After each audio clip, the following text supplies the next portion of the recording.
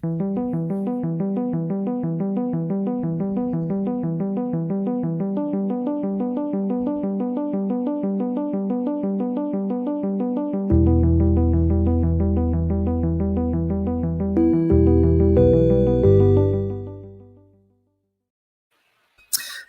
and welcome to Dash 28 Live. I'm your host, Mike Adkins, and today we are bringing you the first in our doubleheader of U.S. Mid-Atlantic versus Australians for some reason. I don't know how that worked out, but that's what we've got for you.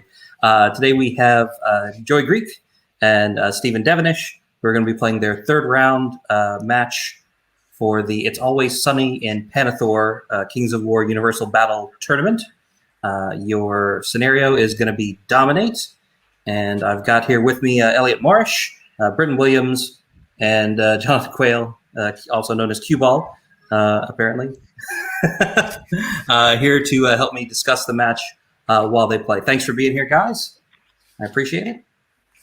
And without further ado, let's jump right on into the lists so we can get going. All right, up first, we have Joey Greek's Night Stalkers. Joey, could you walk us through your list, please? Pannithor, because I got to keep it themed. We have 2 Butchers of Hordes, one with Mesa Crushing for Mini Vicious, and one with Liliana's Tear because I had 5 points left over and didn't want to take Healing Brew. For those that don't know, it ignores Brutal or Dread, so it actually has come up already. It's a nifty little 5 points if you just want fake Staying Stone on Fearless. We've got a Planar Apparition, which has every rule in the book, and it heals. It's just a can-do unit. 3 Regiments of Fiends, because I love taking Regiments of Large Cav. A Horde of Fiends with Sharpness, which is how I prefer to take them. I like killing things when I hit them. 2 Regiments of Soul Flayers for Flying Fiends that hit a little bit better with less dice. And they also get Wind Blast, so they can do some fun shenanigans, especially on Dominate. Shadow Hulk for a big beefy giant. Helps with terrain because I have no ways to ignore terrain other than the Shadow Hulk. We've got a Dread Fiend with Blade of Slashing. A Void Lurker with Meat of Madness for a 21-inch charge range dragon. Then a Horror with the Conjurer's Staff. He's replaced Lightning Bolt with Bane Chant and Weakness 2. Just pretty useful all-around dude. All right. Thank you. And now, Stephen, could you walk us through your Salamanders, please? Hello. Yes, so Joe said that he likes regiments of large cav. I like regiments of heavy infantry. So we've got 2 units of Salamander Primes with keeping the defense 5, 2 regiments of Unblooded, 2 Ancients to back them up, two troops of Ancients to back them up, both with the Effigy of Fire. 2 regiments of Corsairs, which are my favourite units in the game. They do a bit of everything. Horde of Tyrants, they're just exceptionally good. And that 1-use Boots of Striding. Rhinosaur Cav, they're great, they just don't die, although they are outpaced in this game. Ember Sprites, great cover unit, can plink a couple of wounds on unsuspecting sometimes. Lachilodon is pretty good for the points. Clan Lord with the Duelist Blade won't be too relevant this game, the Duelist that is, but he's great at getting in the way and inspiring as well. Battle Captain with Path of Fire. This is probably one of the most relevant picks for this map. So he gives Aura Pathfinder for all of those heavy infantry regiments and other troops and whatnot. So he's very handy this game, or hopefully he doesn't get sniped out too early. Battle Captain on Rhinosaur with Blade of Slashing. And then the 2 Living Legends. We've got Firebrand, who is surprisingly tanky, and Tackle, who loves to just blink away all game. Awesome. All right. Thanks for that, guys. Now I'm going to bring up your Universal Battle room, and we can take a look. We can see the river. You can see the river. Yeah, definitely a river runs through it. So for those of you that aren't playing in this tournament and haven't seen this map before, could you guys talk a little bit about the terrain here? Obviously, there's a river going all the way through the middle of it. What else are we looking at here? Yeah, so we've got 2 hills in the central part of the board. So height 3 is standard. two impassable terrain, one in the top left, one in the towards the mid right. Two quite large forests. So we are playing the forests as including the fern bits coming out of them, not just the hill part. And then the two marshy areas, we're just playing them as flat, difficult terrain. And the river itself is the same, so flat, difficult terrain. And there are no obstacles anywhere on this map, right? Yes, correct. Yep. Yeah, so interesting. No, there's one big one, and it's right in the middle. You'd love to make that an obstacle right now. All right. And so you guys, Stephen, you got to pick sides and you picked the top. I did. Yeah, so could you walk us through how you deployed, please, starting over here on the left? Sure. So on the left, I treat it as a group. So we've got the Battle Captain on Rhinosaur, the Clan Lord, Mounted Clan Lord, and Ancients on Rhinosaurs. So that's kind of a counter deployment to the flanking force coming over the side, just to keep them a bit honest. They are slower, but they should at least cause some time to think, and then primes to back them up. So then we have Unblooded looking to get on that hill for that tasty thunderous charge if it becomes relevant. Ancients, just another inspiring source and a backup. Then we've got our tackle between just to the right of the Unblooded. So we haven't done scout moves yet, so he, she, it will be coming up soon. Then we've got the central part. I'll just do this as another group. So we've got two regiments of Corsairs with a Lachilodon between them. So this is kind of the fire base of the army. So one of the reasons I wanted to pick the top was it just had a bit more space to put these guys in and be relevant. So we have Firebrand in the middle, as well as Charlie, who will just be doing his... You choose Dread every time, right? It's Cloak of Death. No questions about it. So moving on to the right, we've got Prime Regiment with Ancients for inspiring. The Battle Captain with the Path of Fire is on the right as well, whose aura is currently in range of all of the relevant regiments. We've got Tyrants with the Boots with Ember Sprites, which have not yet scouted up. And then right over on the right, we've got the last Unblooded regiment, just to keep those flyers honest. All right, great. And then Joey, can you walk through your deployment as well, starting over here on the left with your Void Lurker? All right. You move that ruler out of the way. So I don't usually deploy in battle groups, so I'm a lot more freeform with my deployment, especially with these guys. So it's much more about their spacing and where they can go. So on the left, we have a Void Lurker with the Meat of Madness. Then we have a Fiend Regiment. It's kind of just clear areas. Same with the Dread Fiend. I will be hindered every charge I make this game. Maybe not with the Void Lurker. That was my thought process. The Horde of Fiends kind of pointing towards the Dominate Circle. The Shadow Hulk is in where Strider makes a difference. We then have a Fiend Regiment and a Soul Flare kind of in the middle. This is the only battle group I do deploy with the army, which is the two Butcher Hordes and the Horror in between them with the Planer behind them. In Dominate, they're just going to face the middle. Charlie's over there. He can hopefully run around in Cloak of Death as well. He's the guy that's right behind the Red Butchers. And the Horror is right in between the two. We then have a Fiend Regiment on the right and a Soul Flares on the right as well, just to keep them moving in a straight line. Okay, great. And you guys are playing Dominate, as you said, and I see you've marked the central point with a little stone there for us. That's great. All right, thanks a lot. Do we have any questions from the commentators before we dismiss the players? Nope. All right. Then thanks a lot, guys. Good luck to both of you. We'll be watching over your shoulders here while you play. Have fun, and we'll see you back here when you're finished. Thanks, guys. Thanks. Have fun. All right. So, yeah, I played my tournament game on this map last night, and yeah, getting to pick sides on this is such a huge advantage if you're playing a mostly infantry, non-Pathfinder army. And I was playing against orcs, and he never really made it fully across the river. How bad do we think this is going to be from Joey? Like, is this a really significant obstacle that he's not going to be able to overcome, or do we think that it's not that big of a deal? It's unnecessary, basically. It makes the board so asymmetrical in terms of matchup, and not just physically on there, but like as you say, one army is always going to get a huge advantage over the other. I don't know how big a deal it will be, because the battle's going to be the grind anyway, I think. So it'll be a big deal for that initial charge. But both these lists grind really well.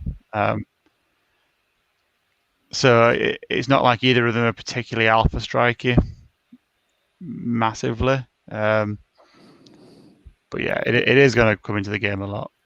I have watched Joey play Night Stalkers a lot, so I do know that he does kind of want to hammer an anvil with it a lot. Like, he kind of wants to use his butchers as anvils, and he wants to use those fiend regiments as like flanking threats, or his dread fiends as flanking threats. And he is a little faster than the salamander player. And Joey also played salamanders for like all of second edition, so he is pretty familiar with the army, or at least how the army used to work. The bad version of the army. They're good now. Right. He's very familiar with the old bad salamanders, and they've had a glow up and come back for this edition and are almost unrecognizable. The units say the same things, but they tend to operate. So this, I mean, it's not just the river, right? This is a map that, with impassable on the right and left at the sort of edges of the deployment zones, already is a pretty tricky map that wants to funnel the entire battle line sort of down the middle and fight. And that's interesting, but that's also really, really tough for Joey's army, what his army is trying to achieve. I think normally he at least seems to have reconciled himself to the fact that he's going to be hindered a lot, and accepting is sort of the first part of the grief cycle he needs dealing with this river. And he did kind of put his fast flanking force on the flank, where once he gets across the river, he's in the clear and it's closer to him, so he can, like, with the speed that he has over there, like, clear the river in the first turn and then be ready to fight. Yeah, and he has gotten first turn, so he does get to push up. He hasn't put the horde in a particular good place for clearing terrain there in one turn, has he? It's never going to get that forest in one go. No, the fiend horde. The fiend horde. They have sharpness though, so maybe he's like, I don't care. It just puts them back to normal. Right. Right. It's an awfully expensive way to get Pathfinder. Yeah. The Void Lurker as well. Can we just click on the Void Lurker on the far left? See where, because we can see the tram lines now, can't we? Where it'll go to. Yeah. So if he was angled facing straight, then he could have gone the full 20 inches and spun right, and protected his flank completely with that impassable terrain, making it impossible for him to be charged. That would have massively affected the game, really, because it would have just stopped everything on that flank moving. Right, and I did watch them deploy, and Steven does have a few more drops than Joey, and I think those couple of characters over there were his last drops. So I think Joey didn't know whether he was going to put, like, which side of the rocks he was going to put them on at the time when he dropped his dragon. I mean, so Joey won first turn when you got rocks there. Yeah, Joey won first turn, which I think is huge for him. I think if the salamanders could have all bumped forward about 5 inches and really started to close off and made that fight, like, it would have been worse for him. So I think he at least has a moment here to try and get out of the box. But it's still like aggressive scout move on the right, our right, Steven's left, is trying to pin him in. We'll see. And then there's no real shooting on Joey's side. He's going to be counting on that heal and decent piercing shooting from the salamander side. What, like 30 piercing 1 shots on 4s and another 5 on 3s? Yeah, the stealth is helpful, but there's still a lot of shots there. And our tackle has a lot of monster targets to shoot at to get the extra piercing. I think Joey's got like three good targets for him to shoot at. Yeah, so with the stealthy, assuming no other cover, I mean, if he concentrates that sort of battle group at something, 10-ish piercing 1 hits. I mean, he should It'll be take able to. down. No. Yeah, I think the more I'm thinking about it, the more that planar apparition with some good heal rolls could be clutch to just undoing all of that shooting. Yep. For folks who aren't familiar with this particular event, we are playing Dominate, and there are no bonus points for winning this scenario by additional unit strength. You just have to win by 1, and the rest of the bonus points are either attrition-based or very specific bonus objective-based that have to do with either killing the special characters or killing more individuals or killing more living legends or killing more monsters, I think is what all of them are. And so from that perspective, like Steven has given Joey 2 living legend targets to go after, and definitely more individual targets to go after, as Joey only has 1 individual. So in terms of like bonus point opportunities, Steven's definitely given Joey a couple of easy ones there. But I think Joey has more monsters than Steven does, so it kind of evens back out.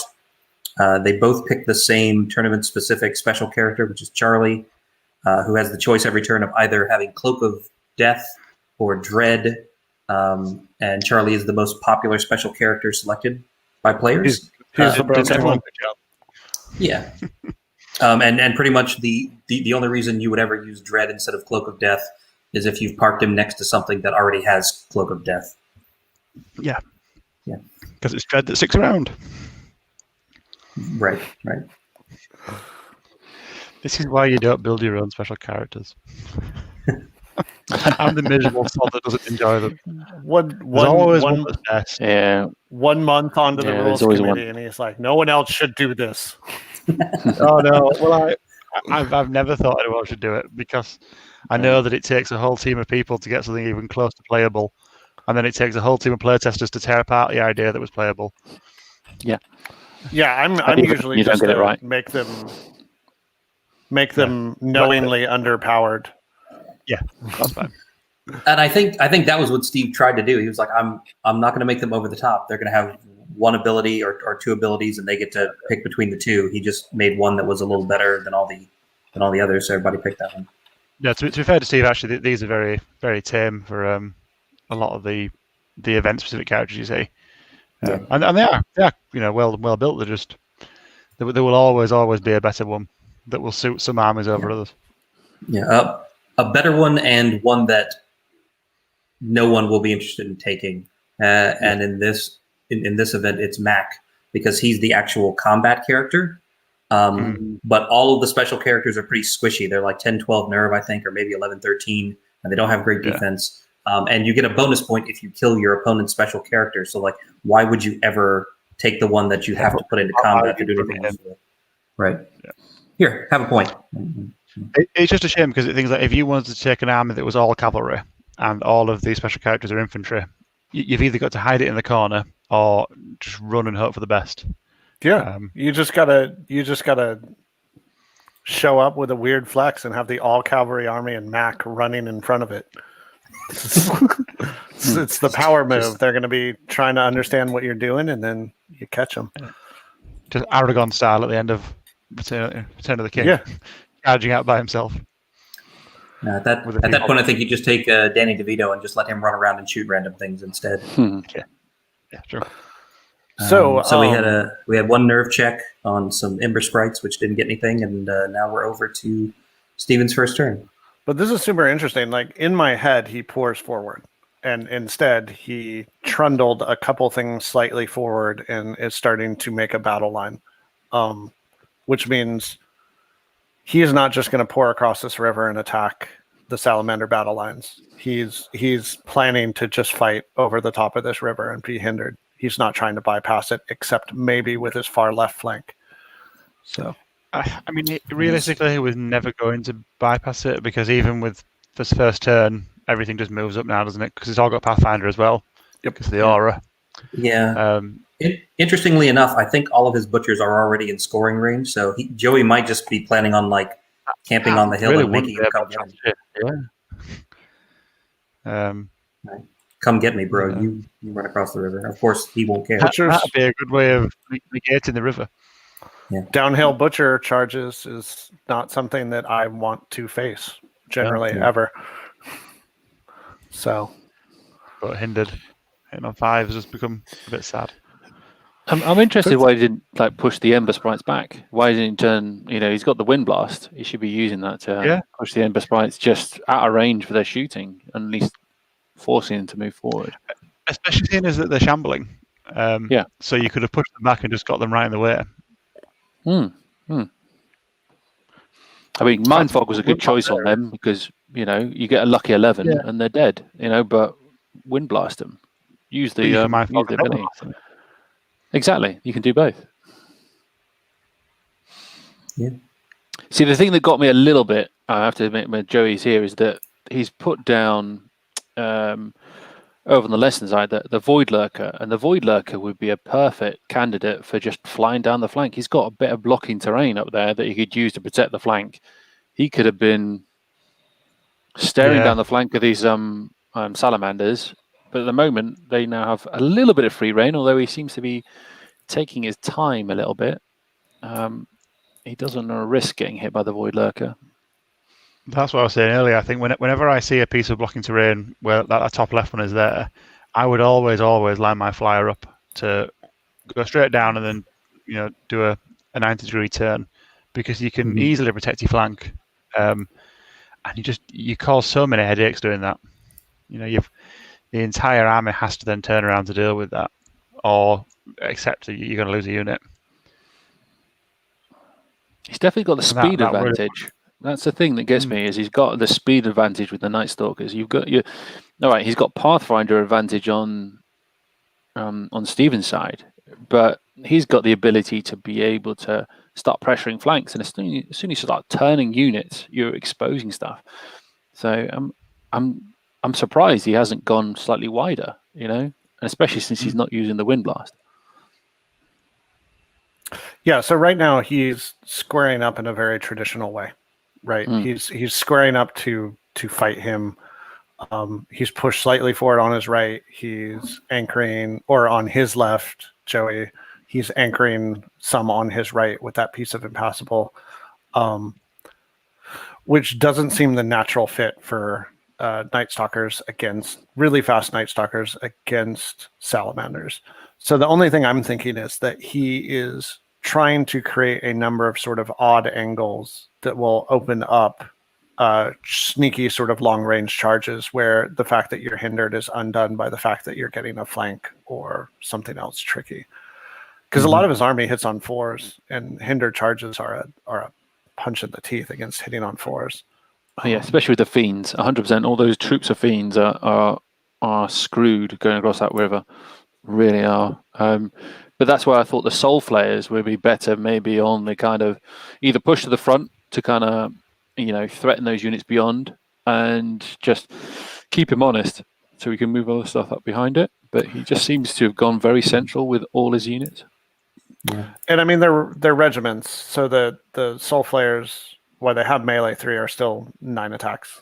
Crush 1, Thunderous 1 is great, but volume of attacks is if he can small. get a flank, though, that's the one thing, is if he had a unit on the left, a unit on the right, and a unit in the middle, he's then threatening.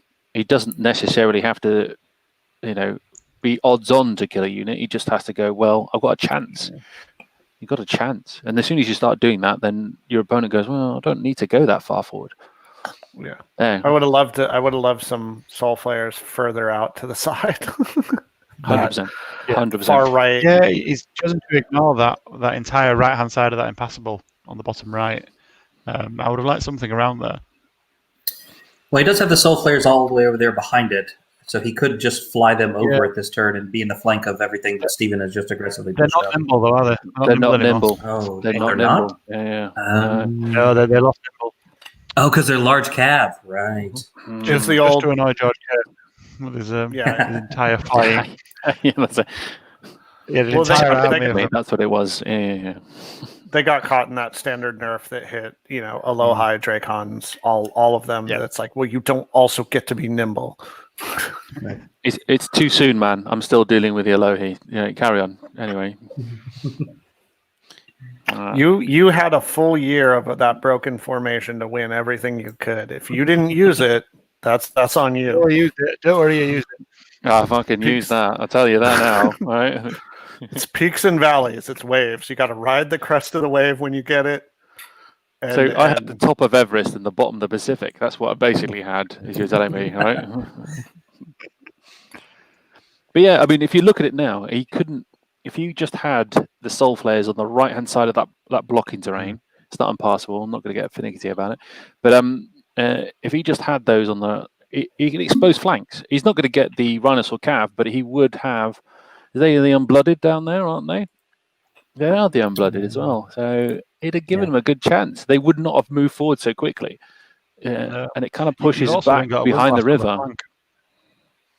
Yeah, to push them out into being available. Having the Windblast out there just to be annoying, just to be a pain and to push things and to shove battle lines around is actually really quite powerful.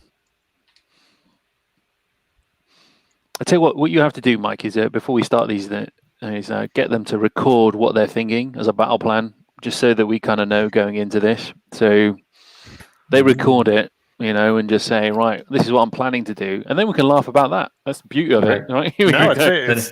I love this idea. And your battle plan. I love the idea that we could play right now, like what Joey was thinking about all of this in detail, because his opponent won't hear it at the time. That would be hilarious. Yeah. So I don't know. It does imply that we have a plan.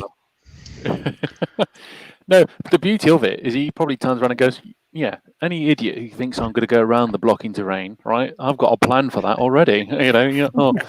Yeah, fair enough. Yeah, good point. Okay, so first lot of shooting from let's see what it can do. Ooh, stealthy and in cover. I suppose it's all stealthy and in cover, isn't it? I guess. But yeah. Not the guys on the hill. Are any of them actually on the hill? I think it looks as if they might be both off it. If I had the choice, I'd be off it. Yeah, 100%. Still 3 6s on 10 dice. Yeah. I never roll that. What's going on? Just roll better. Oh yeah. That's what I'm doing wrong. It's because he's in Australia. The dice roll the other way around, so the 6s come up more than the 1s. True. We've got to get some Australian jokes in here. This is the only reason the Americans are playing the Australians, because they can have a chance of winning.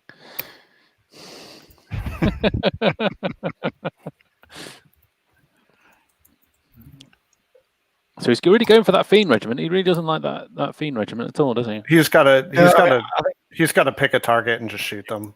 It's all bad. So focus fire is a good idea. Yeah, stack it on. And so the far it's been one Corsair regiment, Ember Sprites, and the Firebrand all shot so far. Can I just say how much I love the Firebrand? Fantastic character. Yeah. Ridiculous. Even if you're not taking Corsairs, still worth it. Yeah, it's one of those. It's sort of like Halflings and Rordia, I feel, where people get locked into the theme. They're so in love with the idea of, like, I can take Firebrand and then Corsairs and then I can have a whole Salamander pirate army, and it's like you could just take the special character. He's good. Yeah, you don't really good. You don't need to invest half of your army into this theme. It's totally okay to just put him in. Eye-piercing crystal shots and inspiring and duelist. And he's 2 military. He's defense 5 and dash 15 for 120 points. Yeah. What? He's got elites of the Corsairs, though, hasn't he? That's the entire point, isn't it? Maybe it's only melee, though, isn't it? Which means he also makes himself elite melee as well. Yeah, is it a slight hangover from the previous edition where you had to take him to then take troops of Corsairs, was it? I can't remember, but they used to be able to. They used to scout. I remember somebody doing that to me. There was a formation that he made amazing. Like the formation with the Corsairs in the last edition was stupidly good. He basically made them elite in shooting. That's where the auras come from, I think. And that's the holdover people have in their mind. What Mike was saying is the perfect thing. He's 120 points, defense 5, dash 15. Like that's he has the nerve of like a regiment of Morax or Berserkers, and the defense 5. It's stupid. He's a really good combat character with the duelist and the crushing and the elite, but they can also shoot every turn. Yeah, it's unbelievably efficient unit. So you're not paying the tax of a combat character. Yeah, he's got a waiver on that theme. Yeah. Yeah, that was a lucky roll there because he got a 10. He needed a 9 to waiver them. Yeah. Oh. Buy a ticket, win a prize. Yeah. I'm not sure those themes would be charging this turn anyway. Yeah. If it was me, no. If I'm looking at this army, all of those themes are. Sitting there. I'm not really sure what the role of those fiends are sitting there anyway. Threat range. I think they're probably supposed to. Yeah, it's threat range, and it's like an interceptor to set up a screen for the butchers, I would guess, right? Like you put them back a little bit, somebody pushes up on the butchers, you throw the fiends in front to screen them for a turn, and then you club them with butchers. Yeah, my only guess here is, and I'm not hugely versed on Night Stalker tactics, but it's an easy plug. Like as he's got 3 or 4 units coming around the side, he can punch the butchers into something and plug up those 3 units with just that one regiment of fiends getting in the way. Hope is his hope, because they're reasonably cheap. I know everything is chaff, but like 130. And this army that doesn't really have chaff, throw that into something. If you can get good value out of it, it can do the job. It's just like, what do you stick those butchers into? What do you stick into that means you're not getting punched back worse is what I'm looking at. Hitting on 5s. Ugh. I mean, do you charge? I'm not sure you charge. No. It's just the fact that you have to absorb shooting for the entire game now. Yeah. But as Mike pointed out, those butchers are already scoring. The fiend regiments are within scoring range. The what are they called these days? the flying wind blasting is soul flayers. Soul flayers. They got new names because they got a shiny new model. They can easily fly into scoring range. The fiend horde can get. I think his plan might be just to hold back. So then, what do the salamanders do to tighten the noose? Right, just push up into his face. Close in, push in, out unit strength him, and shoot. It's not a good strategy either way, to be honest. But I just that river just throws everything off. Yeah. So, I mean, Always Sunny in Pannithor, you make one list and you stick with it through all of the weeks, right? Yeah. God, this river still feels like a kick in the teeth to a lot of armies. Maybe I'm just reacting to it as a dwarf/orc player recently and thinking like, if I lose tableside on this and dominate, this is horrible. If you lose tableside and your opponent has longer range shooting than you do, you're kind of in trouble on this table. And Joey got both of those. Right? Yeah, his opponent's got more shooting. And I hate river tables. I will say this, that I have set up a river on a ton of my wargaming tables, but I always just count it as flat terrain. It's just a visual. Yeah. It looks cool. Yeah. And people are like, what effect does that have on the game? I'm like, it makes the game look awesome. And it's ignored for all other purposes. So he's shuffling the Void Lurker a little bit to the left, just trying to better have a few more angles. He did try earlier on to see if with his 10 inches he could move to a bit further up and then face inwards, which is where I would have preferred him to be a turn ago. Yeah, I don't think he has the movement for it. I think he's too central at the moment. If you're looking at like kind of win scenario for Joe, he really needs to be looking at forcing the salamanders to turn on him. At the moment, the salamanders are playing to their strengths and just walking forward and offering a load of front, and there's nothing because of it, especially with the river. It's just meant that there's no kind of real alpha strike targets you can get with the butchers, because the butchers would just go, well, I'm not going to cause enough damage, am I? You know? Yeah, they're beta. I mean, they're like Seta strikes right now. This is Seta strikes. Like, what are they really going to do on that first charge? 18 attacks on 5s. Absolutely nothing. Even Because the against regiments, the ancient regiment. still good, the regiments are still good nerve, aren't they? You know, you're still what are we talking about? 15. 13. I mean, they're sticking 4 damage on your average like defense 5 target each unit. So both of them together is doing 8. Except the ancients are defense 6. Yeah, and Yeah. And fearless. so you're not. They need a bunch of other stuff going in with them to even have a hope of popping, and maybe that's the Void Lurkers. Yeah. I mean, what's scary as well is that those tyrants with the Strider boots, they can one-shot one of those hordes of butchers. They've got the word dice, they've got the crushing, and they've got the Strider. Winning on 2s, hitting on what's it? Is it 3s or 18 attacks? Isn't it with those guys? The tyrants are 30 attacks. 30 attacks, melee 4, crushing 2. Yeah. Right. Yeah, the tyrants, not the Rhinos cav. Yeah, they have the massive attacks low melee. So it's the like you should get 15.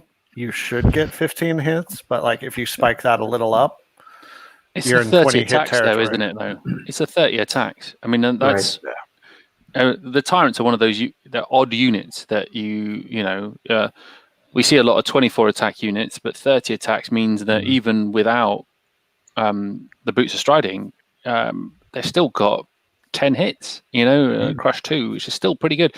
The worst thing, everybody's faced it, haven't they? They've all faced the Northern Alliance, and all of a sudden they have striding. The Frost Fangs. The Frost Fangs, +1 to hit as well, and you're going, well, it doesn't matter what you are. I'm gonna smash you. Well, you don't need it, but they take it. Funnily enough, they don't turn around and go, I'm not going to, turn that down. Yeah. So he's put a weakness into the other crosshairs. Yeah, the shooting across. And now the heal that we would expect on the Fiend Regiment that took some shots. As you said, that heal is going to be very powerful here because it's going to just walk it off.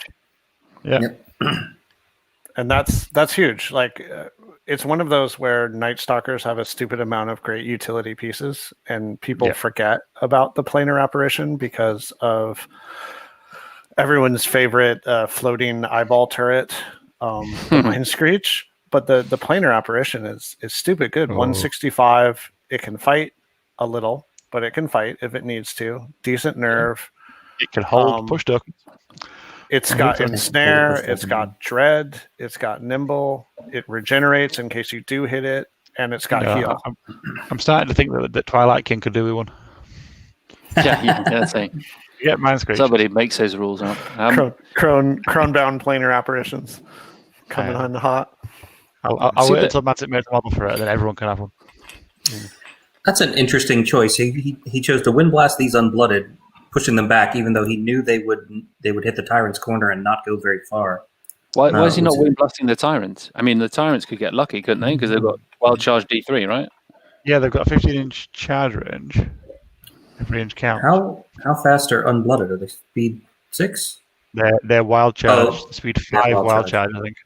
So they've got 13-inch threat range. I see. But would you take it? I mean, with the boots, you would take that Butcher Horde, wouldn't you? The yellow ones? Well, with Tyrants, definitely. I would, yeah. I see. 100%. So by pushing them back just a little bit, he nudged them out of 12 inches on the Soul Flayers, so he does have to roll a 3 for his D3 wall charge in order to charge them next turn if he wants to. Yeah, but you don't care about the Unblooded, do you? I mean, the Unblooded aren't going to cause a huge amount of damage. You're talking... Can we just click on the Unblooded again? They're not in range of the Butchers, are they? Yeah, they are. Just. Are they? Oh, the Tyrants? Oh, the Unblooded. In the flank of that Butcher Horde. Oh, yeah. 3, 6, 9, 12, 13, looks like. Just nicking 13. I still take the Ember Sprites as well, though. The Ember Sprites would still cause damage. And the Tyrant potentially in the front. He's given himself a lot of things that can charge there and could avoid, just... It's either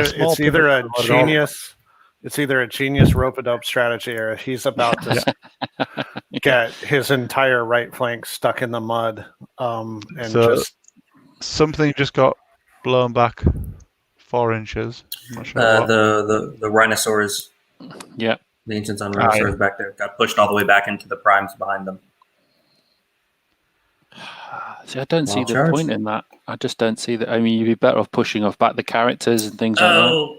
And he gets a 3 for the wild charge on these unblooded all the way over here. And he gets that was a D6.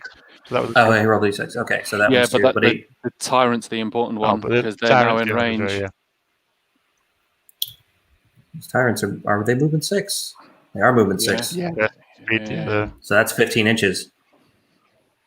I don't know. That I mean, I'd take the Ember Sprites and the Tyrants in the front because what you're sacrificing, you're not sacrificing much, and they'll end up putting themselves in the way of the Fiends. Oh. I'd take the trade. If you happen to lose them, you're going to do a lot of damage, and you've got shooting to finish them off. The Heal 7 is not going to do enough to bring them back in. So just to zoom in on what we're discussing, we've got range for those Tyrants. If we want to click on them to charge either the yellow butchers, right? Mm-hmm. Yeah. Can they charge the red butchers? Oh, they can as well. Oh no. And that would just be a flank. So I think we all hearing the no, they're out there. No. It's 15. Are they it's out? 15.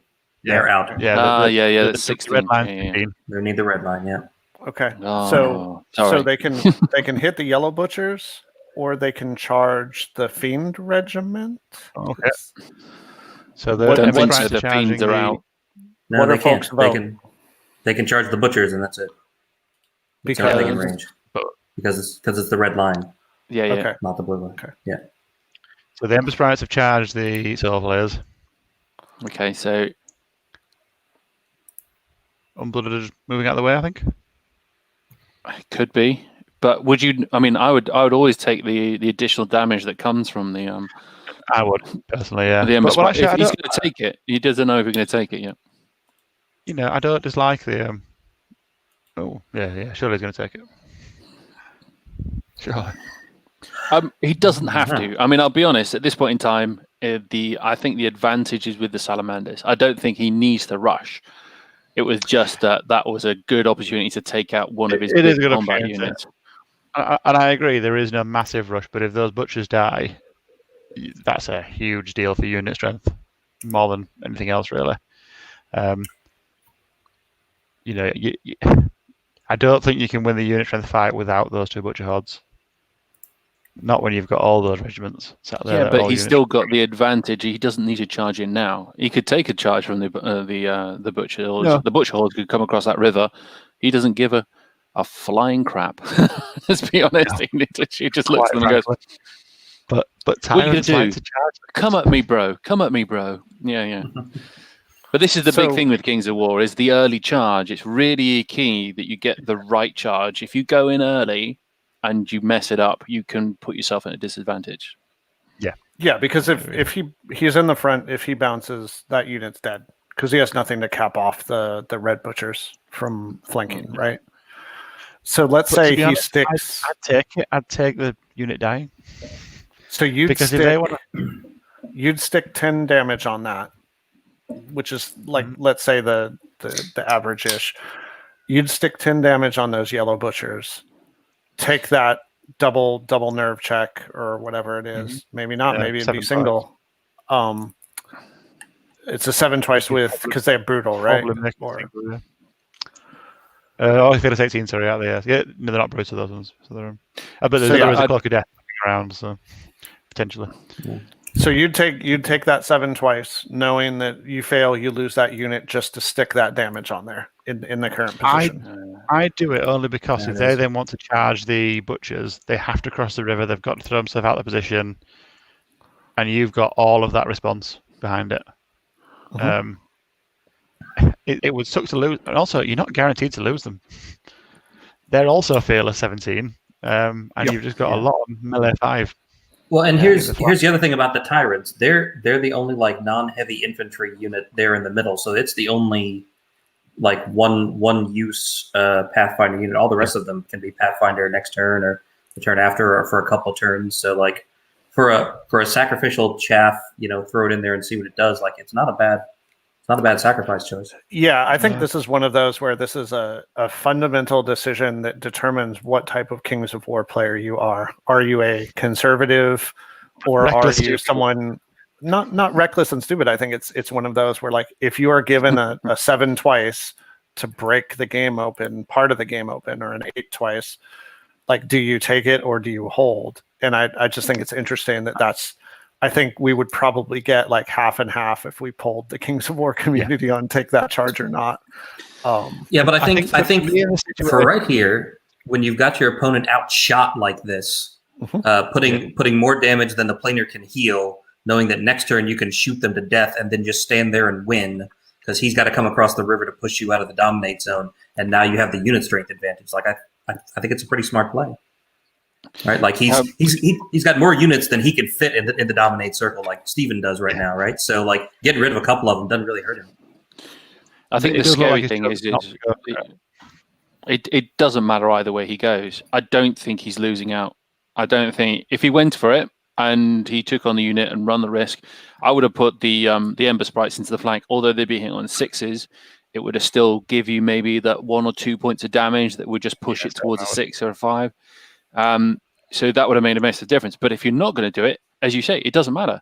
At the moment, there's no flanking threat. I mean, these these unblooded are being able to turn in a position that they're now looking down the flank. You know, I mean, if he'd have just put the flying units on the right hand side, he would have just threatened that entire flank. It frustrates me a little bit, but there you go. Just too many beers in. That's what it is. I would do it is the fact that those tyrants are almost superfluous at the moment. So you plan. You don't need them to win at all. You've got the unit strength elsewhere. But if you do take off those butchers, I don't think Joe can win. I think it's almost as big a deal as that for the unit strength swing. And he can't charge at the moment. He can't charge. There's no advantage of him charging. Even with 13, 15, 14, 16 nerves. We're hitting on 5s. He's got no chance. Even if he double tap something, he's just, he's running a risk. Yeah, Steven's list has 3 more unit strength than Joey's out of the box. Yeah, but it's contained in very resilient packages. Yeah. Like sure, that too.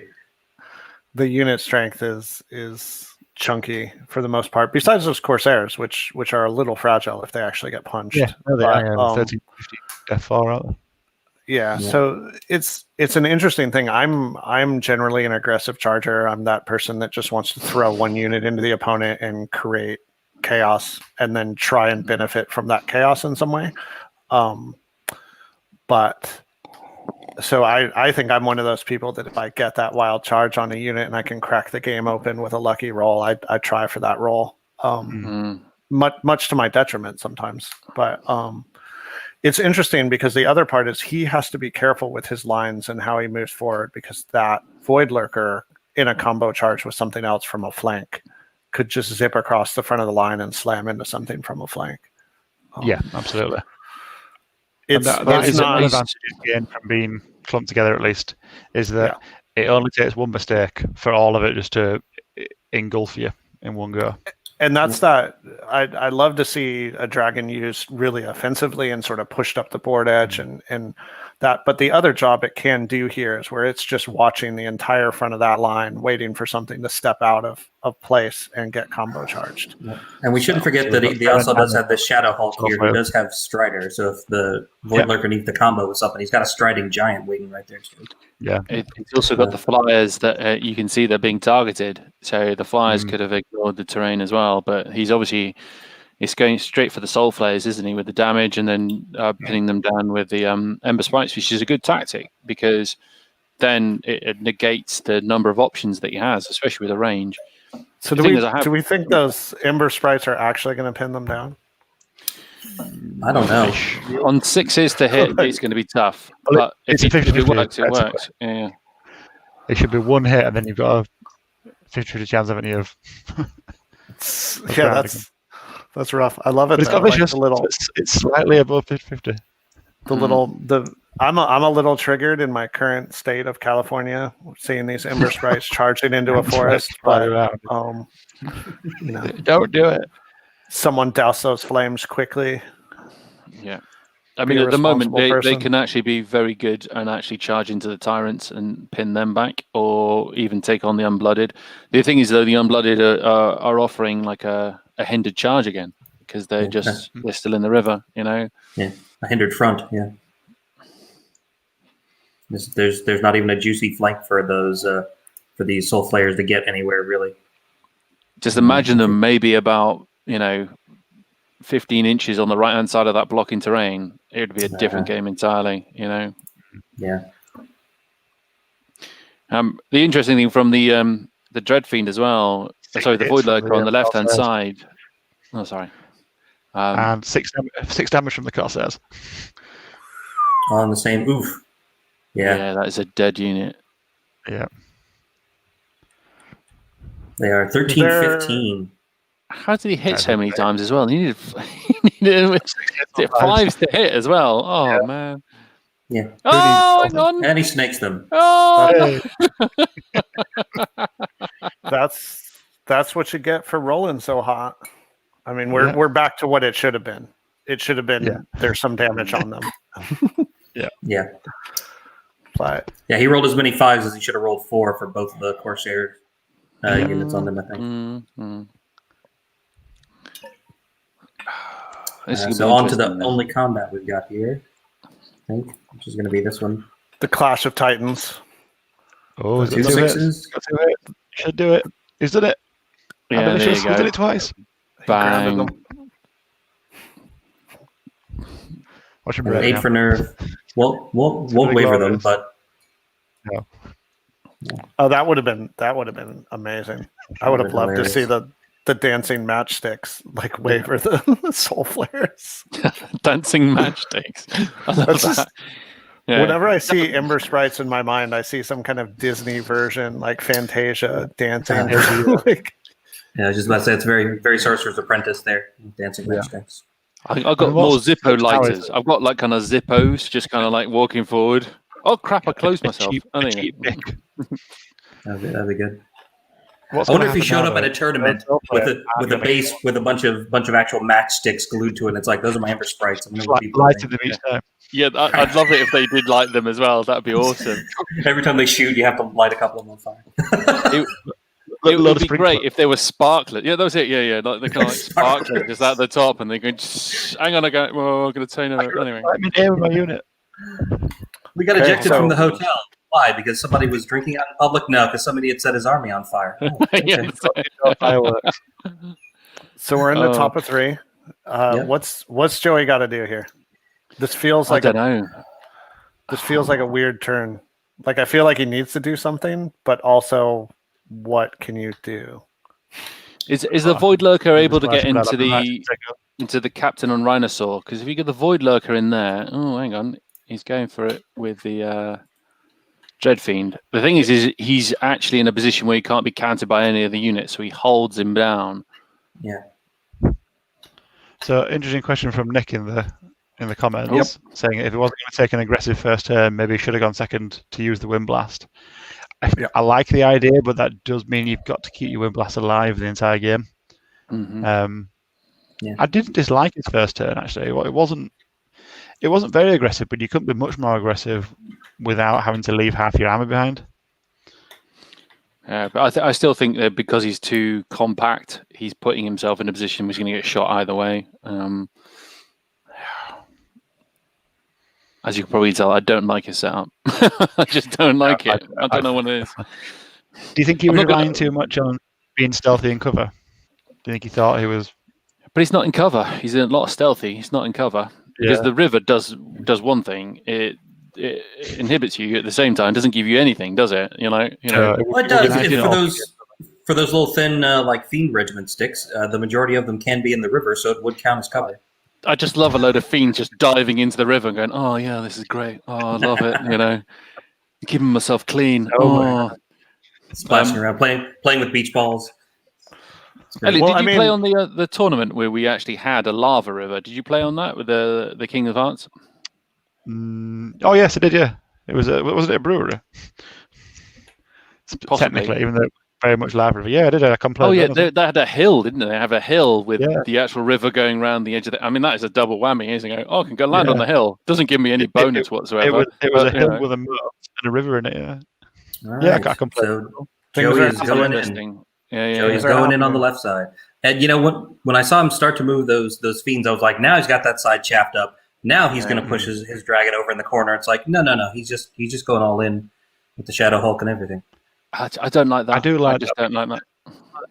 I do with the Shadow Hulk because I'm not sure. And he doesn't like that. You know, you can tell. No. I'll change the Well, order. I like- apparently. I like the Dread Fiend. So the Dread Fiend I like the getting Dread in Fiend. there. I like the Shadow Hulk as well because I don't think there's anything over there that can really threaten that Shadow Hulk.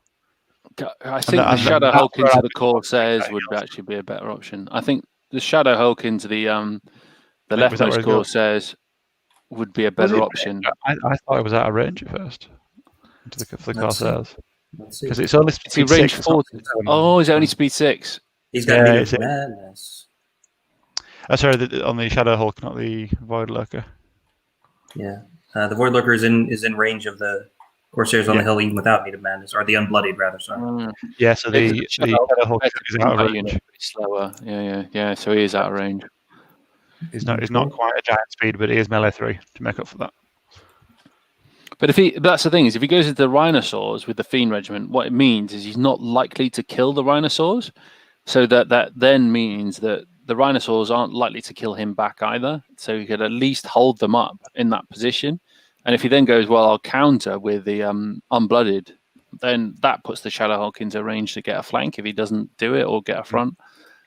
Because at the moment, the Fiend Horde, they're able to reach pretty much everything as well, aren't they, the Fiend Horde? Yep. Yeah, and that really needs to start coming into the game.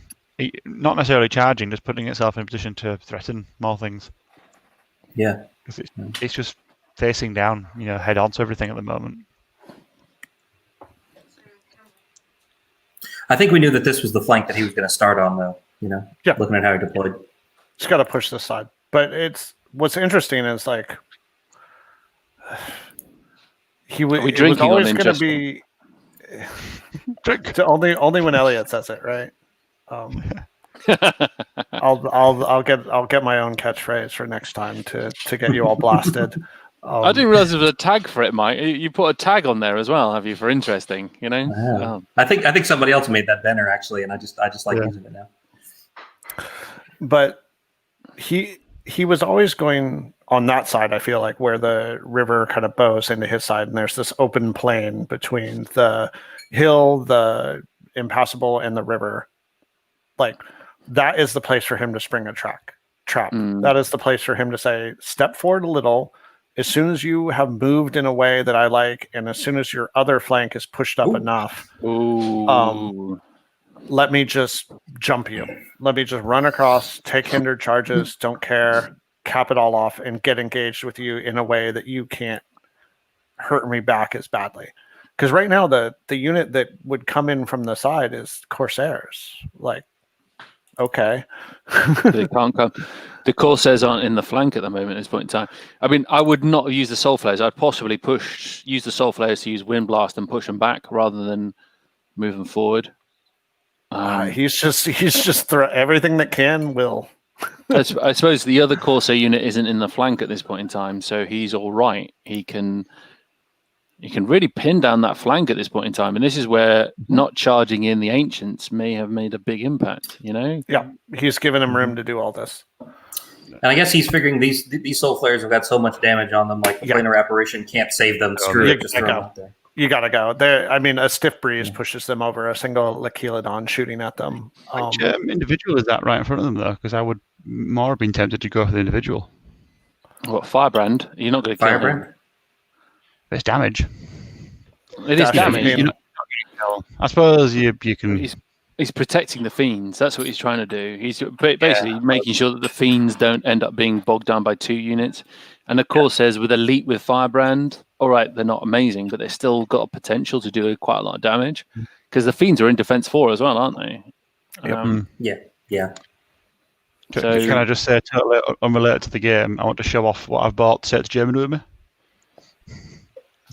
as a present for you all. Don't mess with Yorkshire.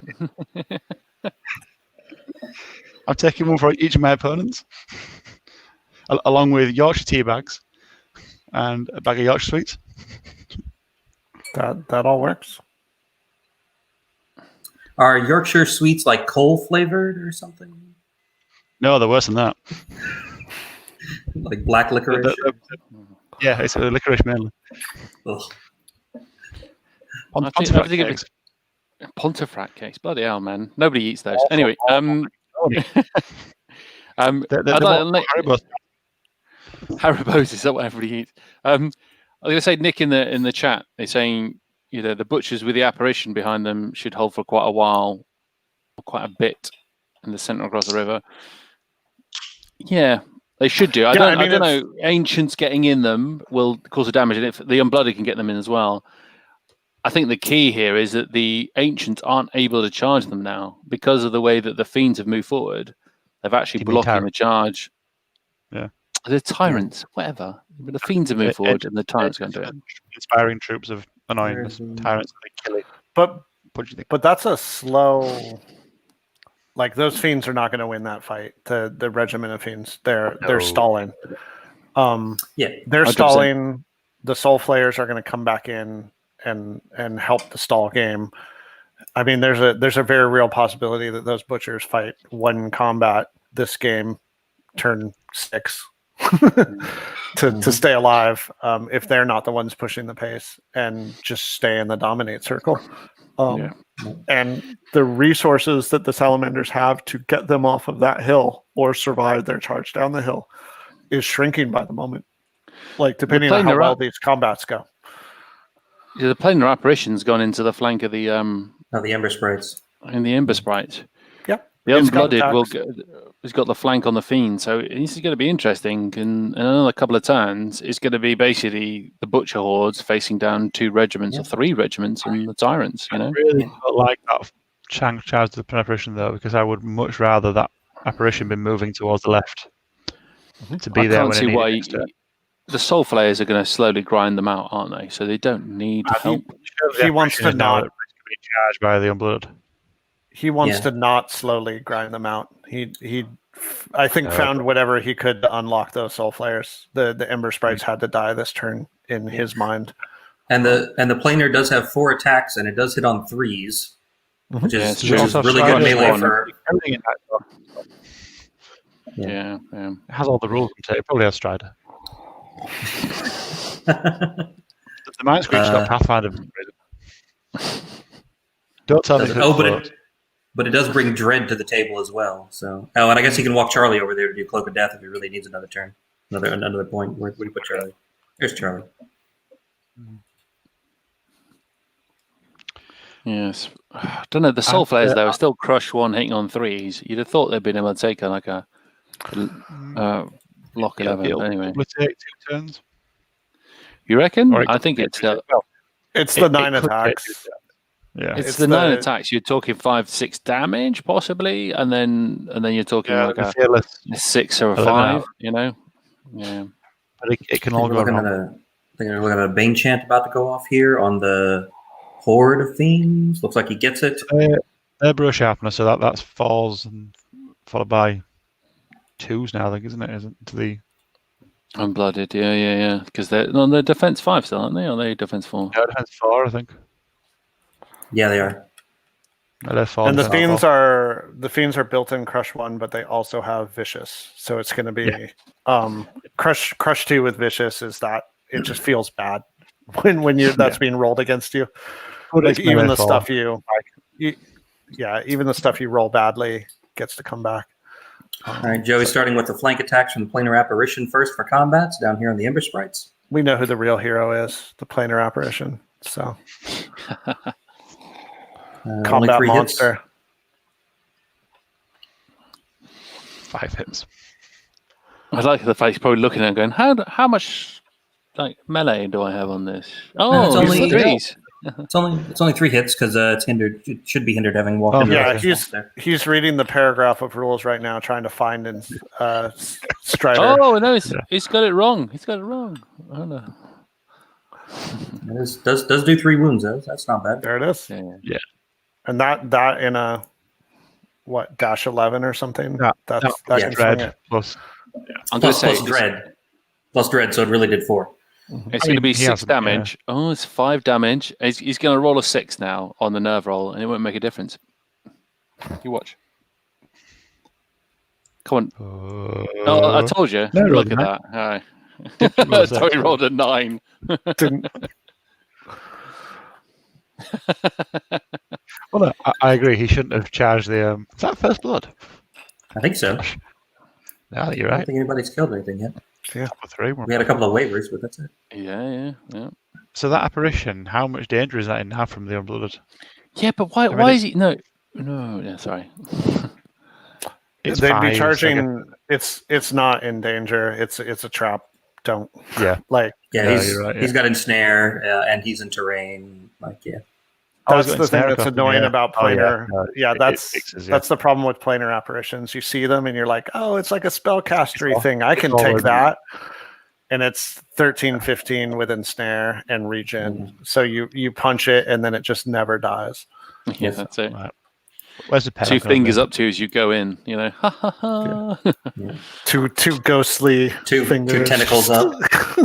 That's it. Twilight can definitely want one.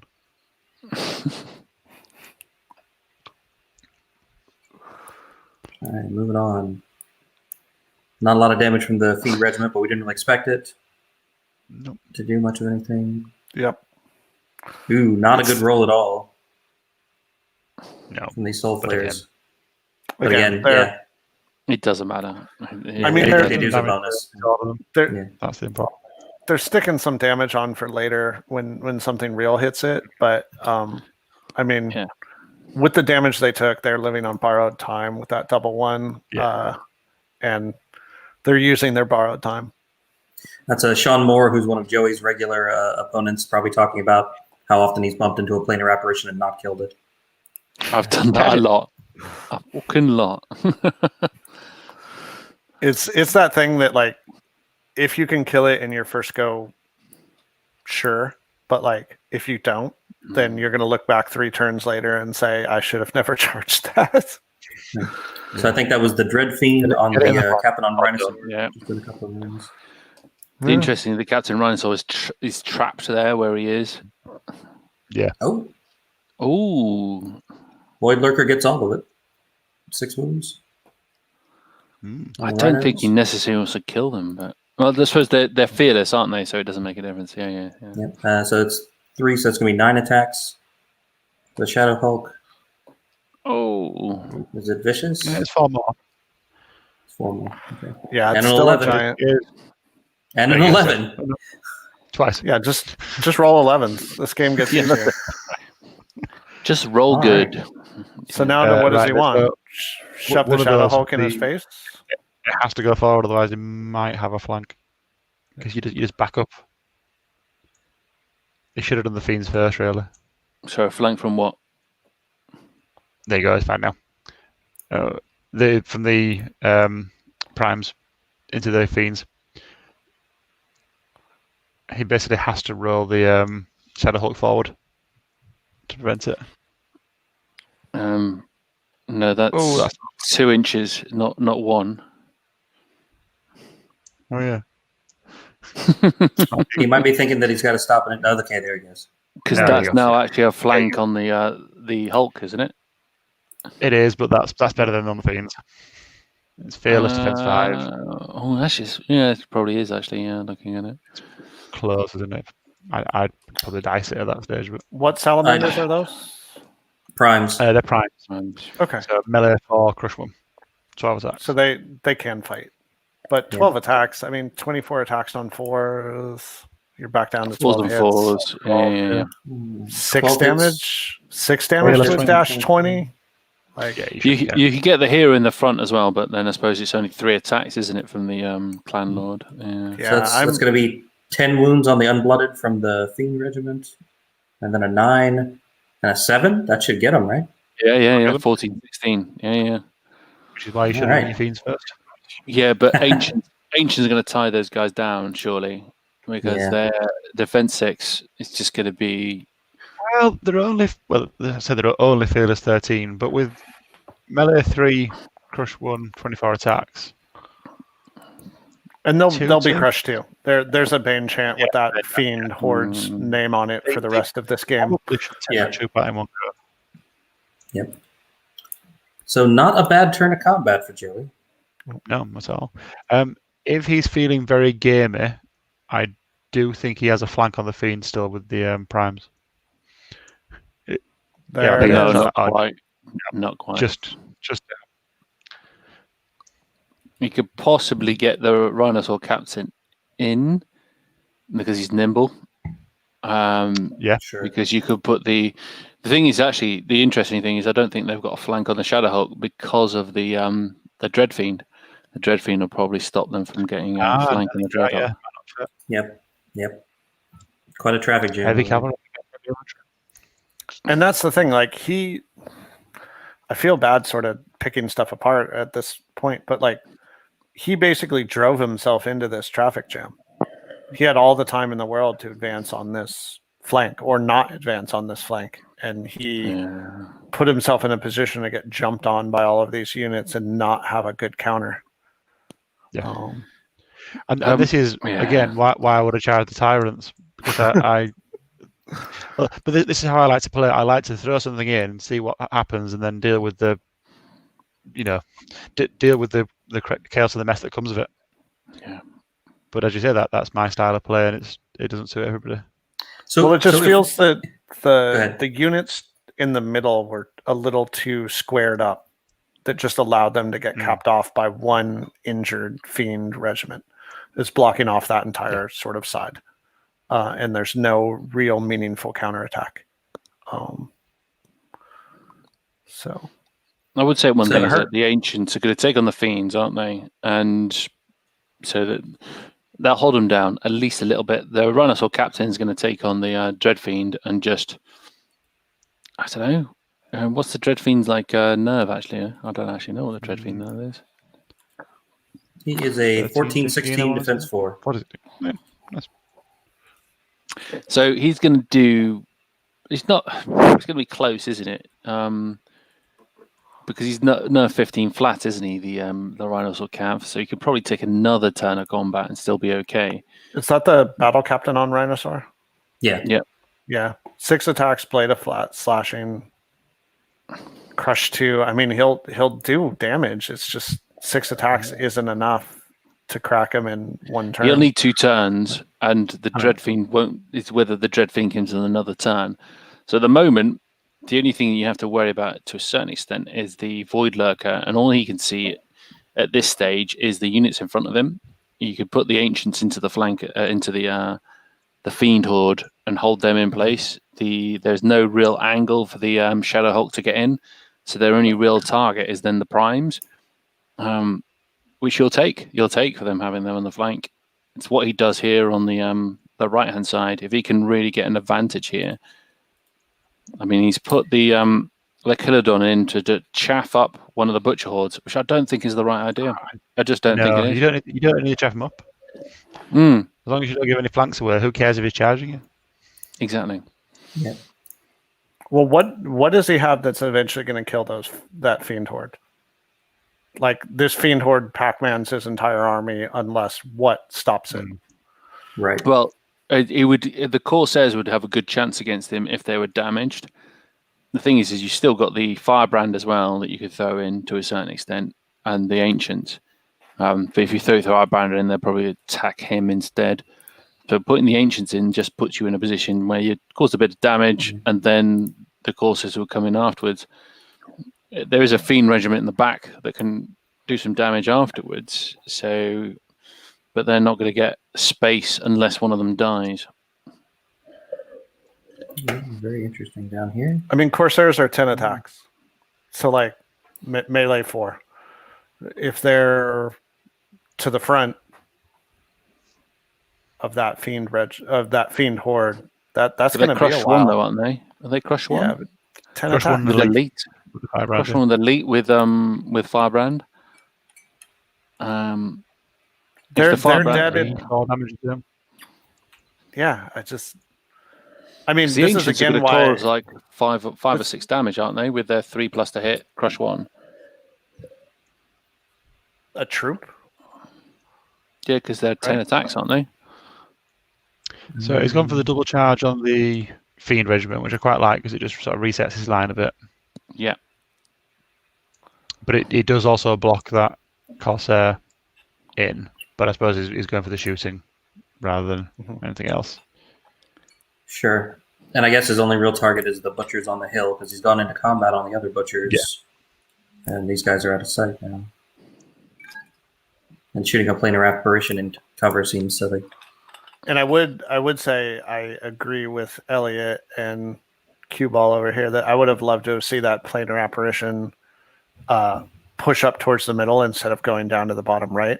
Because if that planar apparition was now in heal range of that fiend horde, like these plink attacks from the ancients and the corsairs aren't sticking, and there's nothing left on that board. It looks like they've agreed that it's a front charge, or they've not seen that it might have been a flank onto the Shadow Hulk. Yeah, it's very close. So now, do you throw the Clan Lord into the Void Lurker to try to ground it? No. You just hold it back. No, you'd hold it back because if you throw him in, then he can kill the Clan Lord and overrun into the. Admittedly, the Clan Lord's hard to kill. I'll give you that, but it's a risk. If you keep him back, then you've got more options. Yeah, and I guess the Void Lurker doesn't have a whole lot of targets right this second. He's not really looking at much of anything. No, it doesn't, I suppose. The primes go in, he's got nothing. The ancients go in. Thank you. Yeah, that's it. Yep. And then he can't target them. They're out of I don't know why. What? Oh, hang on. No, that's not a good idea. That's it. You go. No, don't do it. That's 2 dead units rather than 1. Yeah. So I have a rules interaction question that may come up from this immediately after. If he chooses to charge if the fiends survive, we're saying the fiends survive, and they choose to charge the mounted character, the unit he is not engaged with, do they just like bump back a millimeter? They bump back teeny tiny amount. So if he murders the character, he basically then gets a free overrun into the unit. Yeah. Cool. He does, and if they end up being in the flank, then he could end up being a visit. But where he is at this point in time, he should be fine going into the front. But he's not. Is he not 13, 15? Is it more? Is he on the Clan Lord? 13, 15, yeah. Is he? Yeah, but 24 attacks on 3s. 3s and 3s. With a Bane Chant, probably. Yeah. With a Bane. With Vicious. 16, 10 damage. Yeah, you're gonna do him. And this is the thing: is that you just don't need to. No, he's only 11, 13. The battle captain. He's also put Firebrand him. Yep.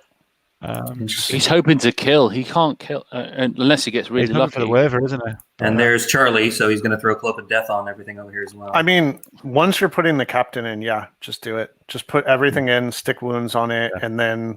And my thought is, it's not even charging him with the Corsairs. It's as soon as those fiends are exposed, he's going to shoot them. Just blast away at them.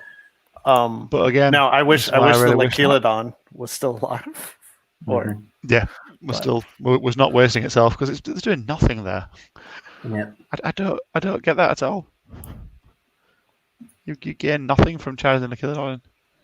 But yeah, I mean, at this point for me, if you're putting that battle captain in and the ancients, you just throw Firebrand in, put Charlie nearby, do everything you can. Yeah. Hope for a waiver if they do live, because that is the weakness of these fiends. They are an incredibly potent. They waver a lot. Yep. They're an incredibly potent. Cloak of Death wounds going on. Offensive, but they are 16-18, and 16-18 for a 260 point unit of defense 4. Yeah. I stopped using them in my Twilight game just because they spent their entire life wavered.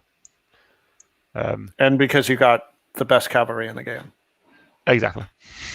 Who needs them? I replaced them with a spear horde and realised that the spear horde was killier, more survivable, and better.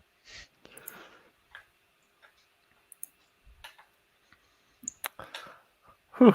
If he spikes some rolls on them, but if he doesn't, then he's potentially losing a lot. A lot. Yeah.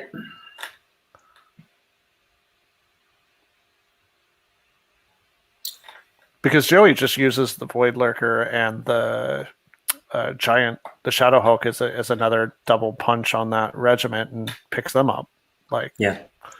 Possibly, or you fly the Shadow Hulk behind the lines and win the game at that stage.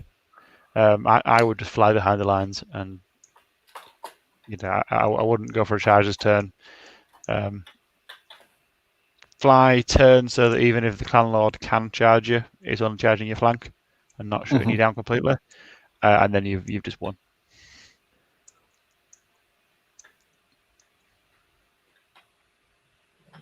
I don't get that killed on. The more I look at it, the more I think those butchers are going to fight like 1 to no meaningful combats. Yeah, they're going to punch the killer on. Yeah. And then just stand there and score. Yeah, which 6 unit strength is nothing to scoff at. And you only got to win by 1. Yeah, and those fiends are going to. You only got to win by 1, so what you do is you don't throw your Lachilodon under the bus for no reason, because that's 1. Because that's 1, yeah. If you notice at the minute, you've got regiments plenty, and those little ones are going to be what win the game.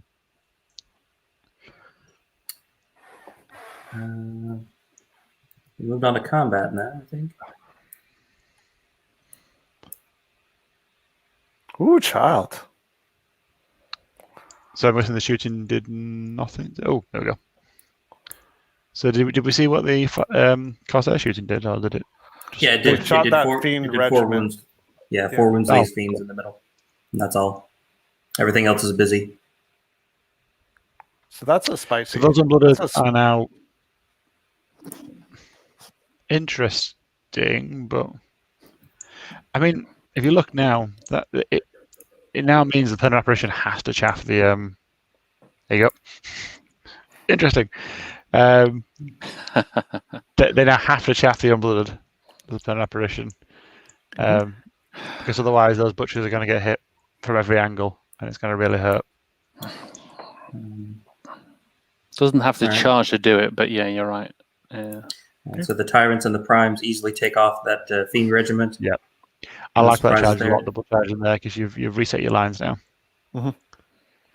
I'm a big fan of those. I'm a big fan of those where you put something into a like overkill on a unit just because you want to get everyone lined up where you want them out of traffic. Yeah. But I would definitely sidestep the Tyrants just to give yourself a bit of breathing room next time. Too many people leave themselves touching flush, and it's just there's no reason to do it. Yeah. Plus, also they could then put themselves into the flank of the butchers on the red butchers. Oh yeah, they really could as well. Let's see what he does. No. Other ones. Well, rolled a dice for some reason. No. Nice concept, wrong execution.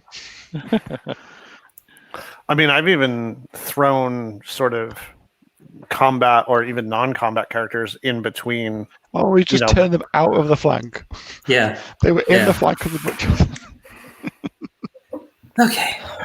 Literally the opposite. We're going to see if the Lachilodon can do anything to these butchers. No. No. Not even a bit. See, that's where you thought the shooting damage would have had a bigger impact, but yeah. I suppose by throwing him away, he has dictated the flow of play over there. He's lost a unit. Yeah, he has. No, it's not worth the trade. I'm trying to find positive. That is a lot of wounds on the Shadow Hulk. Yeah, but he's still high nerve, isn't he? He's like 20 flat. So he's fine. Oh yeah. They didn't kill him. They just did a lot of wounds for a 12 attack unit to do 7 wounds. That's really good. That's true. Yeah, that's true. If only the heal This is 7 approaching. Well, now looking at like that planar apparition is going to have to chaff that unit, and theoretically, he has nothing else to do that job. So it's going to pay for itself just keeping those primes out or those unblooded out. Here's kind of the one that matters. So we've got 5 wounds to start from Firebrand on the Fiend Horde. 5 wounds. Jesus that is Christ. a good freaking start. Yeah, it is. 8 hits from the 3s as well. Ancients? So let's see. Yeah. 3s. Oh. 4 more. 4 still puts him up to 10 wounds. Oh, he's used the effigy, hasn't he? Effigy, Yeah. yep. Gets 1 more. 1 more. So it puts him at 11. Yeah, they're into a very easy wave range now. Yep. And still some more attacks. Yeah, it's another 4, is it? I think it's got 5 there. Ooh. He's mad. No, 3 more. surely it's only 3 attacks, isn't he? No, it's a battle captain. The Battle Captain. It's a battle captain. It's the higher level one. Ah, right. See, that's why I got it wrong. Yeah. Yeah, there's 2. That's going to be a Very, lot. very nice unit. Oh, 4. It's fine. Still gets him. No, No. that's fine. 4 and 11. That's fine. Yeah. He hadn't put Now the damage on. he hadn't put the last the last 4 wounds on him. Right, I see. That's a big swing. That'll do it. Straight away. Yeah. That is a big swing, isn't it? That's well, that's why you do that. Why are they questioning it? Yeah, as long as you throw Firebrand in and you roll 5 damage, you're fine, right? Yeah. Admittedly, they only did 4 damage from the ancients, but yeah. Ooh. Fiends. They're just always giving us a nice flank there with that disengaging. No. Yeah. I was about to say, he just gave up a corkscrew charge, yeah. Yeah. That's what they're checking that. Oh, yeah, so you see what I need to roll. Yeah. And it looks like a 2. Does he have any advantage, though, by moving forward? I think he's better off doing where he is. Yeah. Because he's inspiring as well. And now he's showing a flank to the Fiend Regiment. Yeah. Yeah, that's it. Just out of interest, those are butchers. Out in range of the know that. Yeah. Just stay put. You lose nothing. Yeah. Just stay still. It's too late now, though, isn't it? Yeah, he's rolled the die. Just because you can. Oh, they rolled it, have they? Oh, yeah, yes. He rolled the d6 for something. He rolled a 5 and then he realised that he stops on the Firebrand. He stops on Firebrand. Yeah. Which he doesn't do. Which you can't do. No, because the Fiends... no, because he did put unless the Firebrand's already moved. No, he put the hero in. True, yeah. Yeah, he pushed him. Yeah. 25 plus 100. 125, so no, yeah, exact same width. He shouldn't have done it, but there we go. Yeah. Damn you, B, not being specific. Oh, hang on. All right, now I love how the Firebrand Corsairs can sit in the middle of the board and have no fear of anything because of all that hindering terrain and being defense 5 and fearless lots. Yeah, it's literally like 2 fingers up to it or whatever, isn't it? Yeah. 2 guns, 2 guns up. Mm-hmm. Yeah, pow! Take that. Unsurprisingly, took off the very damaged soul players. So what are we looking at now? I mean, it's very close, isn't it? Because we were looking at. It was looking a lot better for Joey, and then I think losing those fiends is a big blow. Yeah. Because if they'd have survived, I think they had a very good chance of taking off both the battle captain and the ancients. So going into the top of turn 4, both players still have more than half of their clocks left. They are playing on 90-minute clocks, and they both have. Joey's got 47 minutes, and Steven's got 55. And from here, the game should pick up significantly. So I don't think there's any danger of anybody running out of time. I like this game. This is a good game because I have no idea. Clearly, it's not your upper hand standard here. game, is it? Because the planar apparition, interestingly, could possibly tie down the No, he can't Unblooded? tie down. No, not the unblooded. Oh, the to some tyrants, extent. you're thinking? The tyrants, I'm thinking. But he can't What speed get in is the it? front. 7. Yeah, That's the thing. sure, Is I'm you're looking correct. at Rivers are dumb. who put him at speed 7. Oh, sorry, Elliot. Oh. I'm not sure I can be blamed for No, anything in the rulebook. but you can do now, right? Sorry, but you're part of the same group, right? So like, Yeah, Collective responsibility. all exactly, retroactive problems. are now- Retrospective collective responsibility. Yeah. Remember the first Clash of Kings? I'm mad about Yeah. that, Elliot. I apologize specifically for version 2 one as of a the whole. That's it. Yeah. They're all version one. They're all what we call in software legacy issues, and they're all yours Yeah. now. Yeah, my Dwarf War Machine stopped scoring, and I'm angry about that. Back at Clash of Kings Tournament Pack 1. Well, Oh, I almost swallowed my own mic. Oh. no, don't worry, because Dwarf War Machines are going to be very good soon. No, they're not. I mean, just placating us, right? At this point in time, it doesn't. Anyway. Oh, fine. Now, he Fine, means Dwarf War Machines are comparatively very good because he's going to make all the other war machines worse Not without all of making the them. dwarf ones better. All right. just the abyssal ones. Oh, sorry, the abyssal dwarf ones, and it's fine. So Alohi are going to Thunderous Charge 1, aren't they? That's what's going to happen. No, right? 3. Thunderous 3.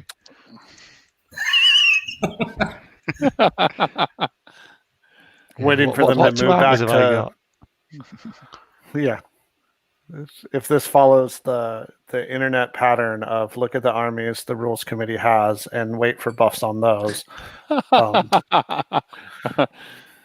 Do you know what's playing hilarious? undead, are you, at all, When Brinton? we're going through buffs, we purposely, I think because we're so polite and British, that all the British guys won't bring buffs for our own armies. So I kind of had to wait for somebody else to suggest it. But let's be honest, Elliot, you jumped on it straight away. Twilight yeah. Kin. Yeah, 100%. Yeah, Twilight Kin. Yeah. They need No, a buff. Aloha Thunderous 3. Yeah. Alohi will get Thunderous 3 when they are crone-bound Alohi. And That's a good idea. crone-bound planar apparitions to back them up. Yeah. I'm going to write that one down. Was it Julius Bound? Anyway, yeah. Chrome-bound Julius. I'll be honest. If you're taking Basilia without like Julius, you're doing it wrong.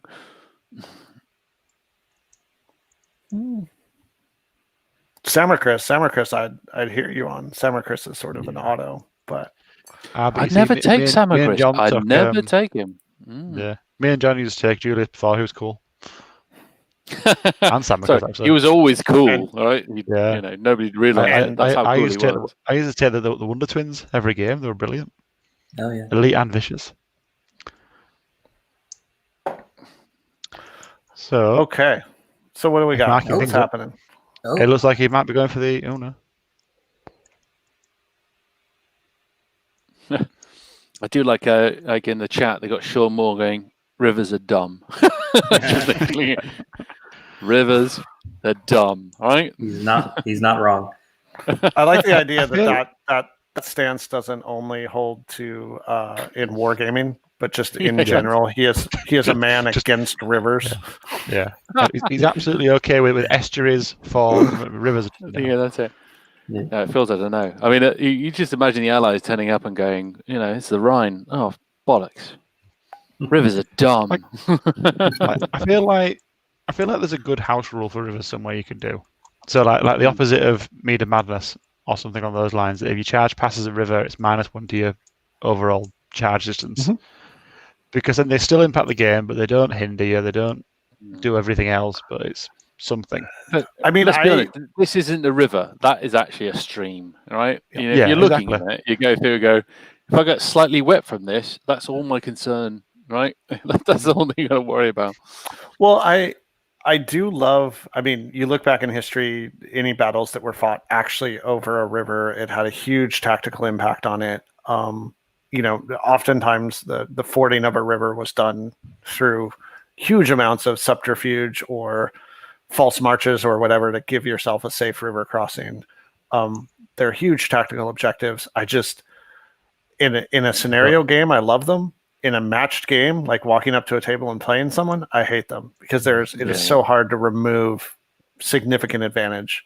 How did that happen? He's not in the flank. What's going on? What's going on? The world. Oh, Can we? he was in the flank. He was in the flank. He was like right here's leader block right down here. I'm going to be honest. I thought he was facing the other way. So can we just check the advantage of the unblooded? Can the unblooded see that butcher horde? Yes, they can. Yes. Because I don't think they'll kill those tyrants. Well, they won't kill the tyrants. Not on 5 6 hits. No. Yeah. We'll say this now, and then we're all like 12 damage, and you're going, we were wrong before. But they're fearless, aren't they? The tyrants as well.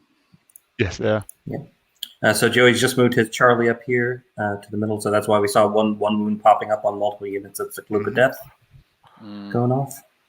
So the tyrants are dash 17.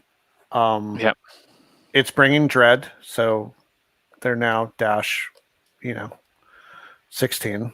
And they got one wound on them to start. So 15. But those butchers are not going to do squat, right? No. No, but they're on 2s to damage. That's the thing. They are on 2s to damage, aren't they? Because they're only defense 4. Yeah, but it doesn't. 18 attacks on hits. 5s. You're 5s and 2s. Even so if you stick all 6 of those. Yeah. Because the Planar Apparition, though, the Planar Apparition's on 8 attacks on 4s, isn't he? So that is going to be another 3. I don't dislike this charge here because I don't think the butchers would have killed the Kelladon in one go. But what he has done is brought his flank into range of the Unblooded, I think. Bottom right corner. It's okay though because the Unblooded are going to have 2 great choices to charge. So yeah, no, but he's just. But there's already another flank on the left though. So butchers, you got flanks galore. Yeah, he'll just need to get a 12 with his wild charge to get to their flank now. Yeah. Are they Unblooded? They're going to be. I suppose they are going to be Pathfinder because they're going to move within 6 inches of the captain, aren't they? So you have to be at the point of charging, I believe. Actually, I don't know. Ignore that. I think it's where you start. Yeah, and he's way back there, so they would be injured. So he'll be on 5s to hit. So that's a big difference. He's weakened something. I'd have weakened the tyrant. 100%. Can he? Yeah, he could have seen the tyrant. Yeah, but I think at this point it's counting on tyrants being dead. Don't think he should be doing, but I think he is. Yeah, I think so.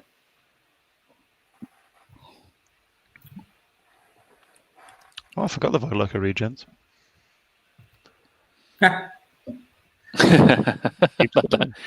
You don't forget anything, do you? Come on, Elliot. Right? You remember everything, right? Surely, right?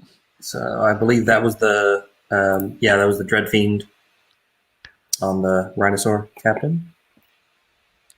He's rolled a 7 with 8 wound. That gets him. He's got no. He's not going inspiring, is he? No. Plus dread. Well, that's the second roll, isn't it? Yeah. Yeah. Boom. That is impressive.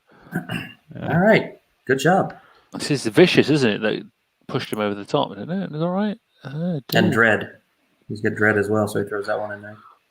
Yeah, I mean, when you cause 5 damage from 5 attacks, it's going to cause the issue, isn't it? That'll do it.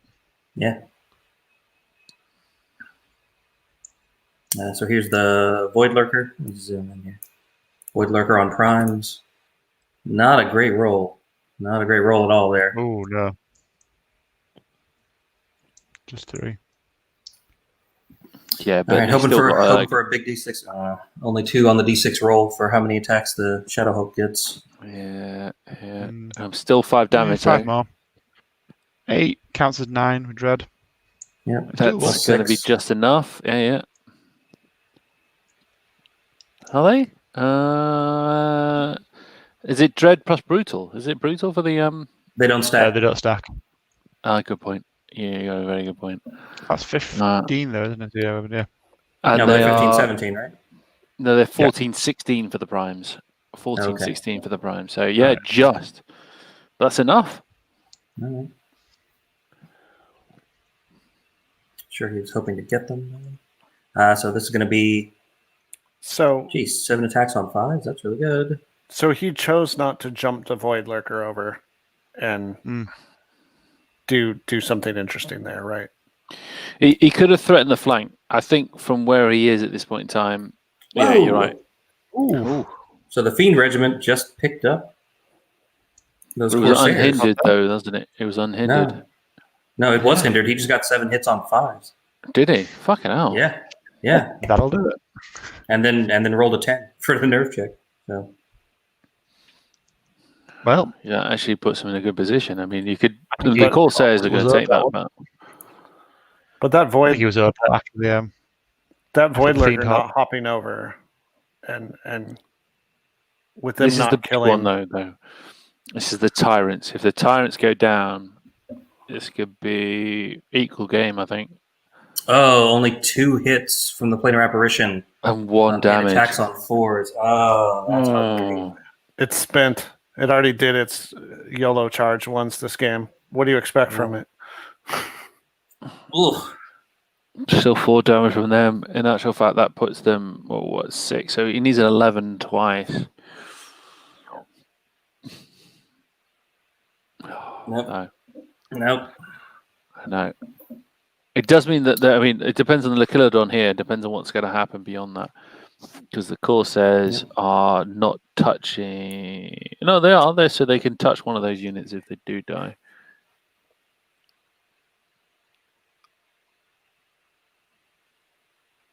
So that's what, 3 wounds from the Fiends. Put the Lachilodon up at 4, and then the Butchers countercharging. I think it'd be hint. Oh no, they're not hindered, are they? No. Yeah, and that's why I didn't love that charge. Even if he just walked him up and stuck him in his face and shot him, Yeah, I would have rather. 100%. Just Yeah. feels That's like what, 13 hits on 18 dice? Yep. And then on 2s at 12? Snakes It's once, a and dead- they're gone.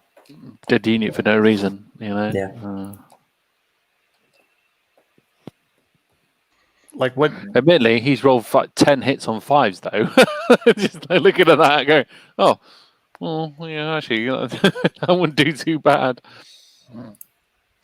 I just think that what Joey wants is unhindered counter charges with Butchers, and Yeah. you gave him 1. So like, Yeah. so shockingly, did the Tyrant survive by any chance? very much. They took 6 damage. Yeah. It was a big tentacly butchery whiff. Yeah. So That's going to be the end of Joey's turn. I don't know if they're taking a quick mid-game bathroom break or something. The interesting thing is the Fiends on the flank is that there's nothing that can easily block them from doing damage. No. I I'm is it tempted to Firebrand? side step the Fiends and then the Butchers just try and get them out of range of those unblooded. Oh Don't run them That's- forwards. no, because Oh, you could just block them with a unit Two- of Corsairs. which is what they've done now. Yeah. Okay, that's not awful. Because Firebrand can go also into the flank of the Fiends, and is that Charlie on the next. side there? Who's that That's- individual? Yeah, Charlie's by the river there. That's Who's Joey's the one Charlie. at the back corner? That's the horror. Okay.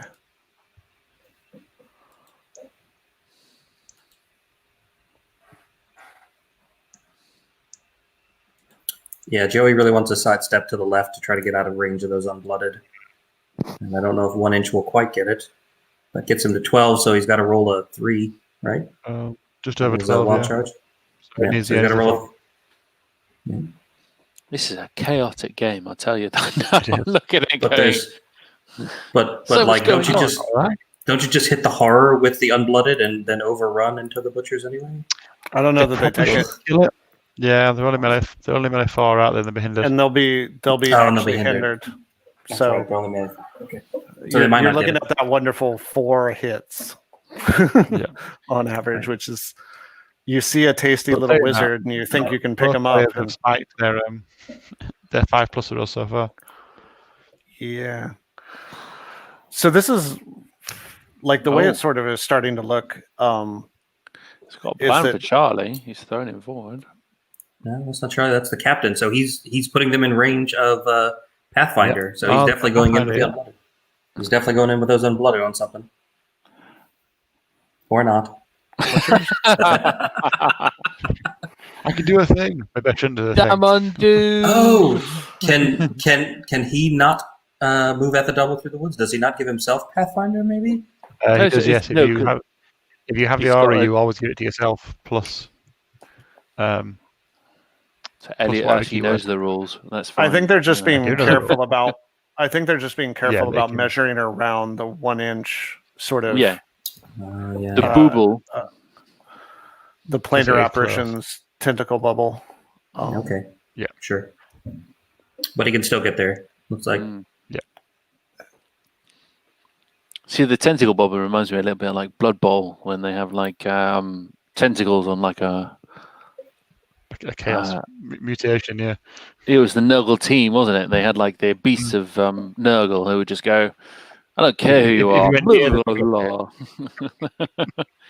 I'm gonna get you." Interesting. Yep. He's going for the yellow Oh. butchers in the flank. like it. It's- No, the 100%. ones I would take that. I'd take that because the tyrants haven't got a guarantee on the butchers in the front.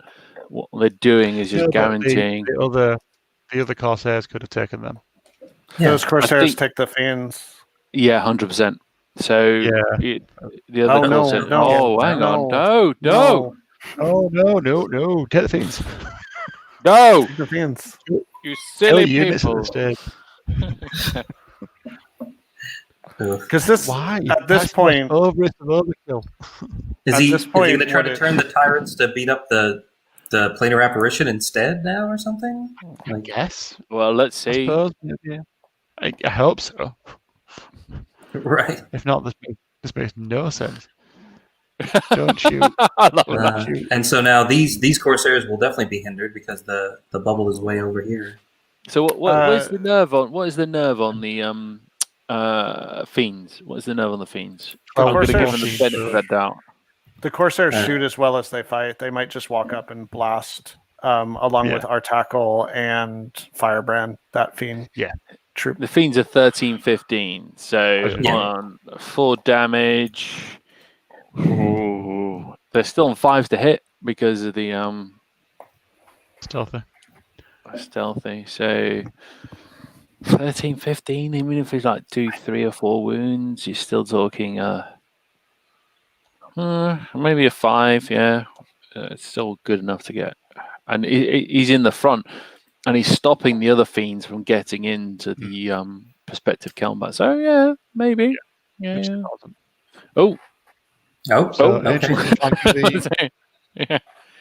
It's going double so whammy. Ancient are going into the flank of the And the Shadow Hulk. Shadow Hulk. 100%. kind of I'd expected take that. that every single time. Yeah. yeah. Absolutely. Especially with all the Sorry, got damage on it. So I got 10 Counter wounds charge on there it. Yeah. should pick them up now, yeah. Although where are they out there Where's- with the Where's the our primes? tackle? Where's our tackle? Somewhere in that mess. Our tackle is just behind the primes on the right hand side. So Yeah.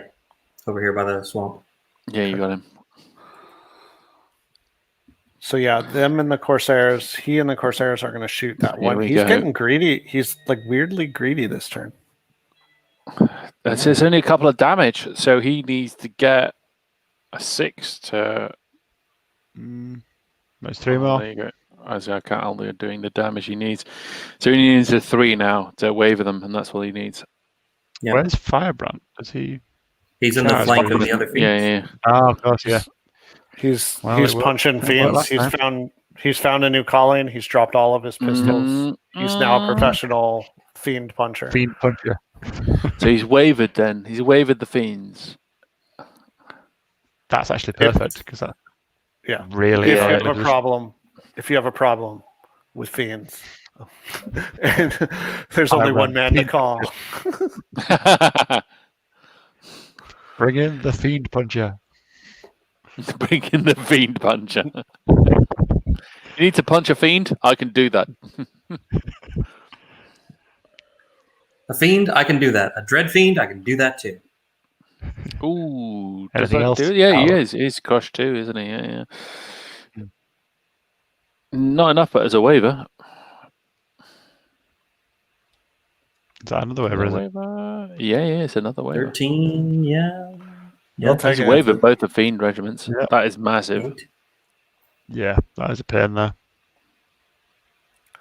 So the red butchers are going to get to It's charge horrible. something, but it's yeah, not there's going to be. gonna It's be a- going to be a hindered. It's going to be a hindered stupid charge. So Yeah.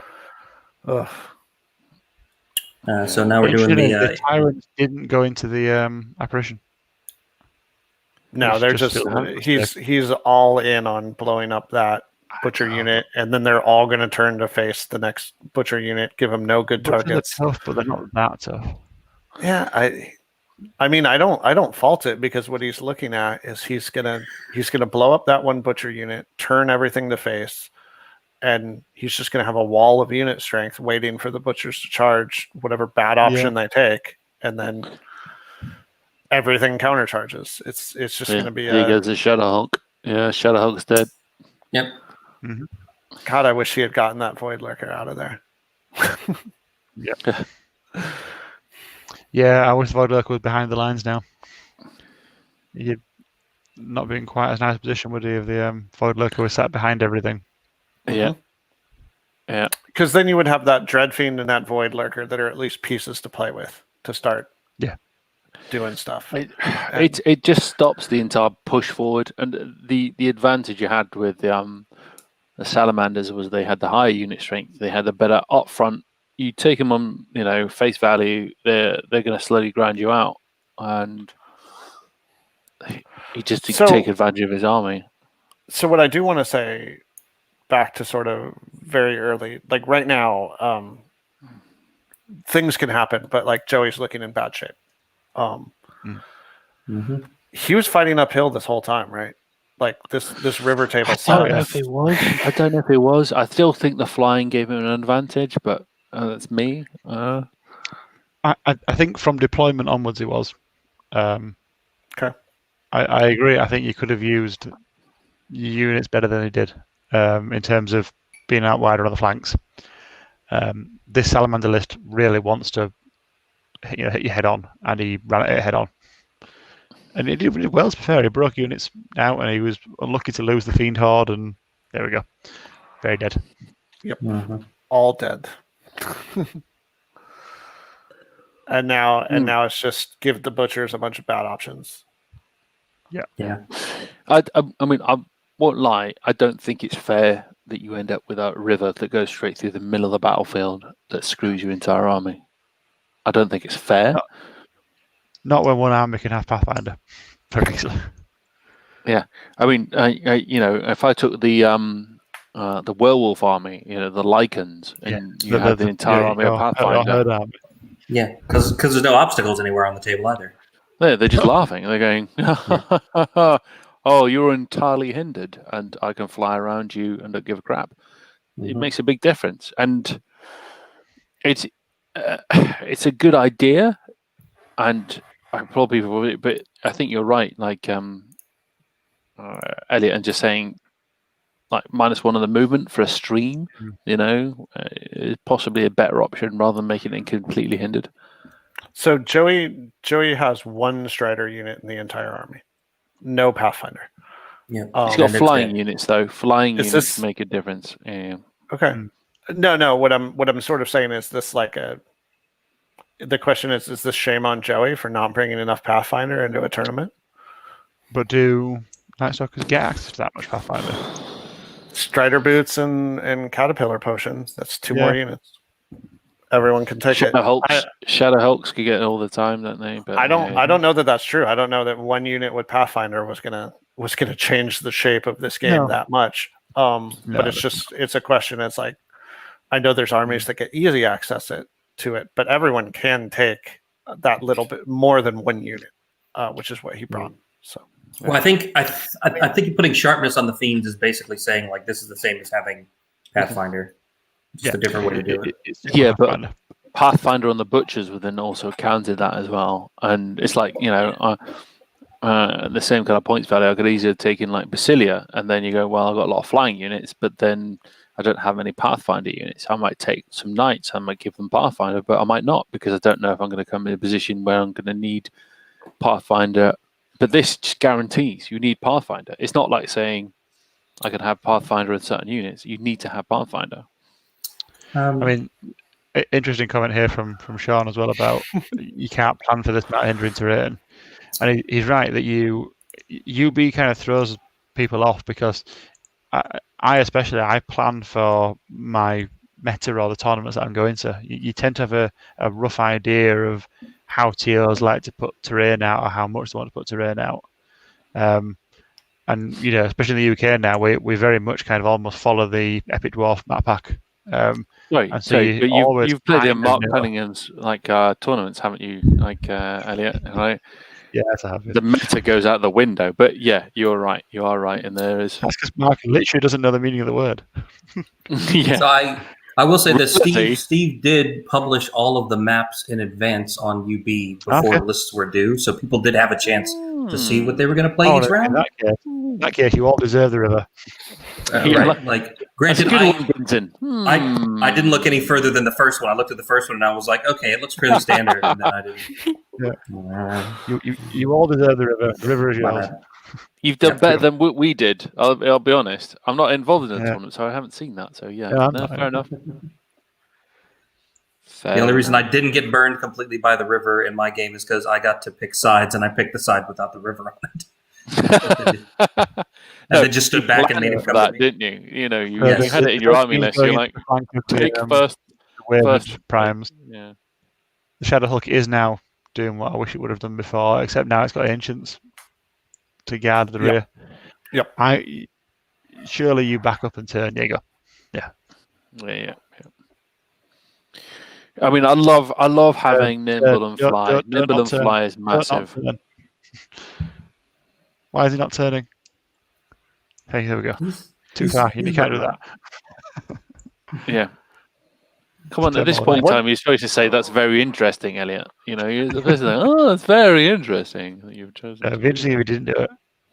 Interesting is my code for what on earth are you doing? Yeah, I mean, the primes already have 8 wounds on them, so the Dread Fiend with 10 attacks and a Blade of Slash on the side. I should do it. Are they inspired? They're not. Oh, no, the primes, the ancients inspired. Ancients are. Big bubbles. Big bubbles. Those 2 ancients are basically inspiring the table. Yeah, at this point, What's he doing? This is No, interesting. he's trying. I'll drink. But no, I'll give him that. Further away. He's trying to put him in a position where he can't be charged by the primes. He is, I know he is. But they're already 8 damage. They should. Yes, but how many times have we played this game, Elliot? The way they go, it's a double 1. Oh, I know, that's a good point. At this stage, but he's just going to get sat down by Firebrand now. Yeah, he doesn't at this point have the luxury of playing. The Fiend Puncher. You're getting into range of the Fiend Punchers. It doesn't matter so much when he's in the flank, though, does it? Because at least he can get away. And he hasn't even put himself quite in the scoring zone by that move. I don't think. It doesn't. I don't think it matters at this stage because this is the top or bottom of 5. Top of 5. Top of 5. So he's still got another turn, hasn't he? So Butcher's taking a charge they really don't want. Yeah. And all the fiends in the middle being wavered really hurt. Because the ancients are going to stop the Dread Fiend, aren't they? They're just going to get in the way. Yeah. Yeah. The Dread Fiend doesn't really have much of a chance against them in the front. Like it really wants to be in a fight. The Dread Fiend is higher than the hill at least, so on turn 6 it should be able to charge itself with its nimble into scoring. Even if the ancients. Yeah, but what's the effective range of 18, isn't it? Is the Dread Fiend? Yeah. And there's a lot of gribbly characters knocking around and stuff that you can charge to pull Please don't. yourself.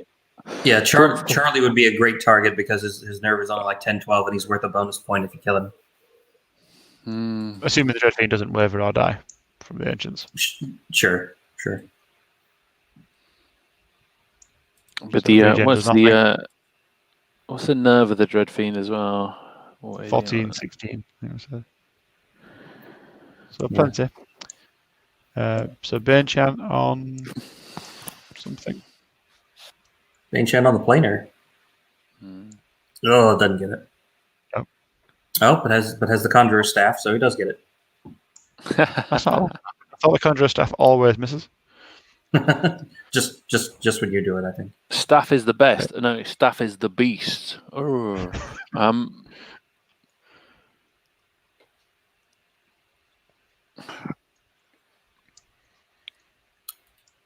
So this is going to be the Dread Fiend in the flank. Yeah. Did it hit 10 times? It hit 10 times and then Yeah, because he is a very beast. damaged. Oh, bloody hell, Yeah. look at that. Very dead. All right, you. Fair enough. He's done all right. I mean, he has smashed stuff. That's that Dread Fiend. Yeah. They're going to say in chat. I mean, admittedly, if you knew what the mats were, like having like some kind of like Pathfinder or Strider. Was it Nick? He said, you have to have boots or admittedly Pathfinder on the actual butchers would have made a big difference. Not just necessarily in this game, but in other games as well, I'd assume. Yeah. Because what they got to have them on the moment, they have like the tier. Yeah. I suppose it's the points, isn't it? Yeah. Yeah, he doesn't have a whole lot of spare points, does he? So it will be all be giving up units eventually. So it was like he's doing one wound. Only got one hit, I think, because he was hindered in the flank. Because he's hindered again. Yeah. Right. I feel like the first two maps were pretty standard. Like they weren't epic dwarf maps precisely, but they had sort of the same mix of terrains and about the same sizes and densities. I don't remember anything being particularly out of whack about the first two maps. I think there may have only been like one obstacle on one of them or something like that.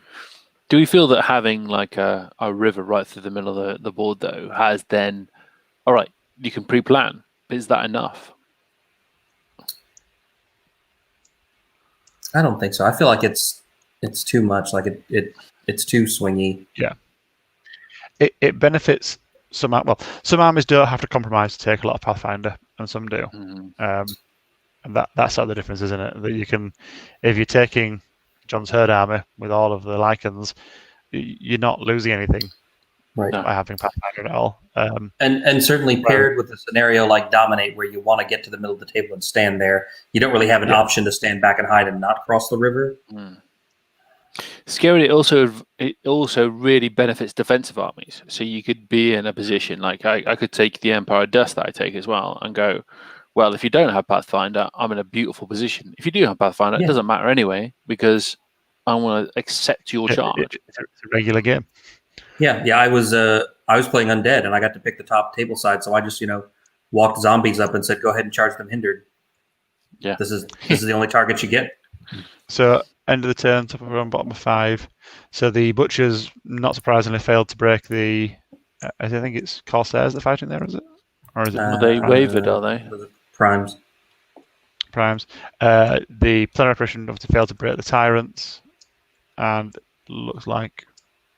Did he get a double one as well on the? Oh, yes, he did. Yeah. So the Ancients have got into the Dread Fiend, which is. Yep. He's positioning Charlie. Like I said, the Dread Fiend can get out of that, but. He's positioning Charlie to Cloak of Dread as many things as possible. Looks like he can get both Fiend regiments and the Butchers and the Void Lurker. There we go. Blink, blink, blink, blink, blink. Those Fiends wavering was killer as well, wasn't it? Yeah, it really was. It was just a huge area of the board just blocked off of, just in the way. Yeah. And there's so much damage on both of them now that they should both reliably die. They get pushed over now, and what we're really looking at is there's a horde of butchers and a dread fiend, and Oh, but there's that's about it left on the board. and that's a nice move there. But Yep. putting the Firebrand there is a very nice move because obviously he's going to ground the Void Lurker, so you're stopping it being able to charge, on the ground. Joey did put his Charlie into the front of the Tyrants as well, though. So at least the Tyrants aren't going anywhere this turn. Yeah. There is that. I mean, but they're still within the dominate range, aren't they? At this point in time, they're about to check, I think. Is it? It's majority now, go. right? Yeah, it's majority. It is majority. Yeah, but it's clearly easily. There's no damage on the planar apparition as well, and he is. What is he? 13, 15, isn't he? That's a good question, isn't it? Well, most of his defense is in being having ensnare. He's only defense 3 and he's 13, 15, and that's a flank charge, so he's in trouble. Yeah, but he's forced to hit. You never know. Oh, hang on. Yeah, but admittedly, if he throws in the tyrant, they're going to be 5s to hit, aren't they? So that's so sketchy on turn 5, though, right?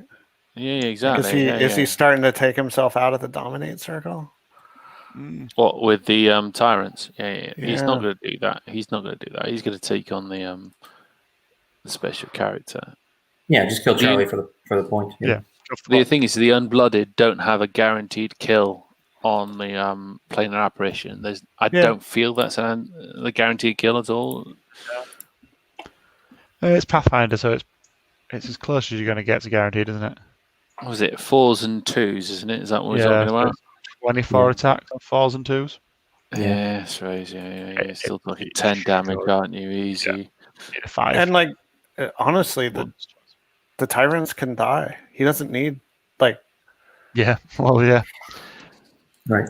Back to what we were talking about in turn 2. He doesn't need them. Yeah. You'd rather not have that happen, but if you can remove these butchers, the fiends are gone. If you can get these butchers off the board, eventually you're looking at a Void Lurker as the only unit strength less that matters. So what are those 3 regiments left? There's Unblooded, there's Primes. Is that also a Corsair regiment? Yeah. Yep. The Corsairs are unit strength 2, the other ones are unit strength 3. And then you still have an Ancients troop. Yeah. You still have it's just getting rid of those butchers, which I'm actually not 100% sure. I don't think you should get rid of them this turn. No. So Joey's got 7 unit strength left on the board, assuming he gets everything in. Which those fiends are gone. He can murder them. Firebrand and Artak will shoot one. The Corsairs shoot the other. Stephen's got 12. It's going to be very close, actually. I'm trying to work it out because the butchers are they're not going to die this turn. No, and they're going to murder all the primes. Yep, and then the Corsairs come in.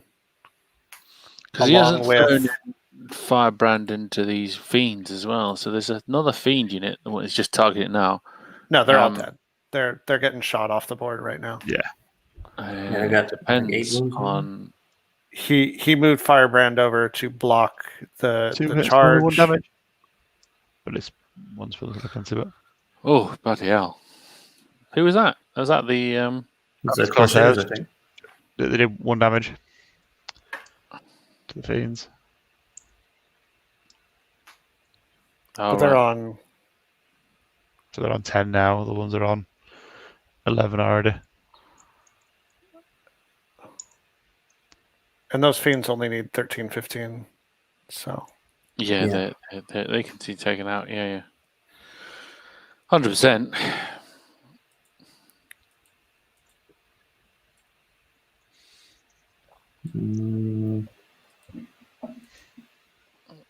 So we're hearing Sean come in with the excuses for Joey. He was a late sign up. He didn't know about the river map. Obviously, if he had had Everybody else clearly knew. if he had had a proper, Mike, high you altitude knew about the tournament river training map. camp. You planned for this, didn't you? 100%. So yes, I totally planned it. He brought Undead. Bringing Undead is just planning for everything. Right. Mike's already playing on easy mode. Right. Exactly. And we all know that if Joey had gotten in his proper high altitude training camp, 6 weeks, cut weight, training in the high altitude, getting the reps in, that this river would have been no problem. I think it's big on this Dreadfiend here. If he doesn't kill the Dreadfiend, he could get something. The Dreadfiend's only 5 attacks. He's not getting through those ancients. He doesn't need to. The Corsairs, though. Oh, that might be a wave of Dreadfiend. 8 plus 7 is 15. One shot. Because he can see over the hill, so he's now got a flank onto the Corsairs with the Dreadfiend. Yeah, that's what I'm thinking. He's got range. 9, 12, 15, 18. Yeah, he does. Okay. Yeah, he's movement 9, isn't he? That would be a nice amount of units on the swing. The primes, they're not. Primes aren't phalanx, are they? No, that's I said Temple Guard, but not Temple Guard, are they? That's leaving that flank open for the Dreadfiend is bad. That's real bad. So here come the unblooded flank attacks on the planer. Because he didn't need to do that. He could have protected them somehow, possibly. So it's That's 7 wounds. Oh, the Thunder's one out. It says 9 wounds, but Right, with Pathfinder. Yeah, so he doesn't lose Thunders. I think he's fine. No, the 9. That'll get him. Yeah. Oh, the captain took him out, did he? Yep. I mean, that was likely to happen, wasn't it? But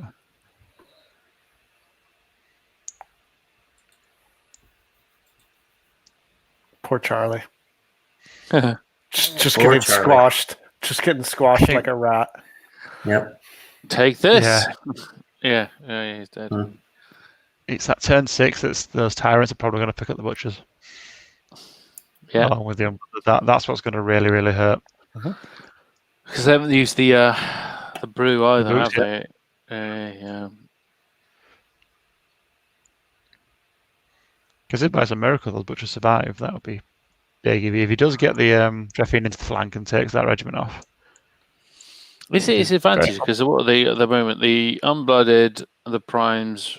So there's 9 unit strength plus the He needs to take a unit out. It's just the weight of attacks. Like none of what's going to hit those butchers is going to be that good, but just taking 2 or 3 successive. The Tyrant Horde is good, but the Tyrant Horde is what's going to do it. But he's still got weakness. He could weakness the Tyrant Horde. So he could put the Void Lurker into the Unblooded on the right-hand side and weaken the Tyrant Horde. Lurker, so it'll be top of 6. Doesn't matter. So now we see if Joey sees the flank charge. Yep. Or is he lazy and bitter and took this fight on short notice and just charges back into the thing? This is not a pick on Joey. Joey's a great player, especially since this is Saturday Joey, not Sunday Joey. Sunday Joey weirdly becomes way worse. Yeah, true. But this is Saturday Joey. He's a good player. It's just at this point, is he saying F it? Or is he still in this game looking for every advantage? And I encourage players whenever possible to stay in the game and look for every advantage, because it might not matter in this game, but it could matter in a future one. But it might as well. He has been playing Night Stalkers long enough that he should know that Dreadfiends can see over hills, so hopefully he hasn't forgotten that. Dreadfiends can do filthy things. Yeah. So with the Void Lurker going forward into the Firebrand, I think pulls it into 12, majority 12. Probably. It looks it. And scores him. It's Yeah. I'm going to come down to whether he's seeing the Dreadfiend. He's doing something with the Dreadfiend. He's backing up. No, he's backing up. Oh, he's backed up the Dreadfiend, I think, to pull the Ancients further away, which I'm guessing he hasn't seen the charge, which is sad. Sad trauma. Well, yeah, because I wanted to see the hero charge from that Dreadfiend into a flank. I wanted this to come down to a... And just break that unit in one go and make things really interesting. But so he's regened all but one. Yeah, fucking void lurkers. who thought giving dragons regen was a good idea? I don't know.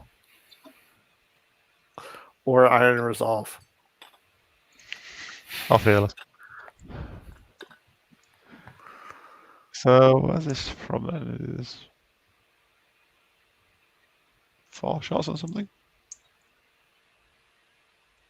Heal? I was going to heal, is it? I think that was probably regen on something. Not sure. So it was pointing at the butchers, but the butchers don't. Oh, I'm genuinely gutted I didn't see the flank charge. Yeah. I mean, even I just wanted to see it do something. I wanted to see him stupidly roll up and just crush a unit out of nowhere. They had a good chance, and then that would have been a decent swing. That was 5 unit strength in the scoring zone. Then again, where you still can't do it. So the butchers will definitely pick them up on 2 11s for nerve checks. Yeah, but the difference is now they are definitely going to die because they can't protect all their flanks. Nope. Well, he's thrown the horror into the unblooded to try to block them off. Well, he's got to do damage though, right? I like his spirit. He does. And I think that was a hit. That was a miss, I think it's melee 5. Is it? Or 6. It's hindered. We'll see. Oh, yeah. Okay. I mean, when you're throwing wizards in hoping for hits, that's Sure. There it is. Not much I can do when the map is terrain. All I'm here is excuses. I don't disagree with him. Type back. It was in the pack, bro.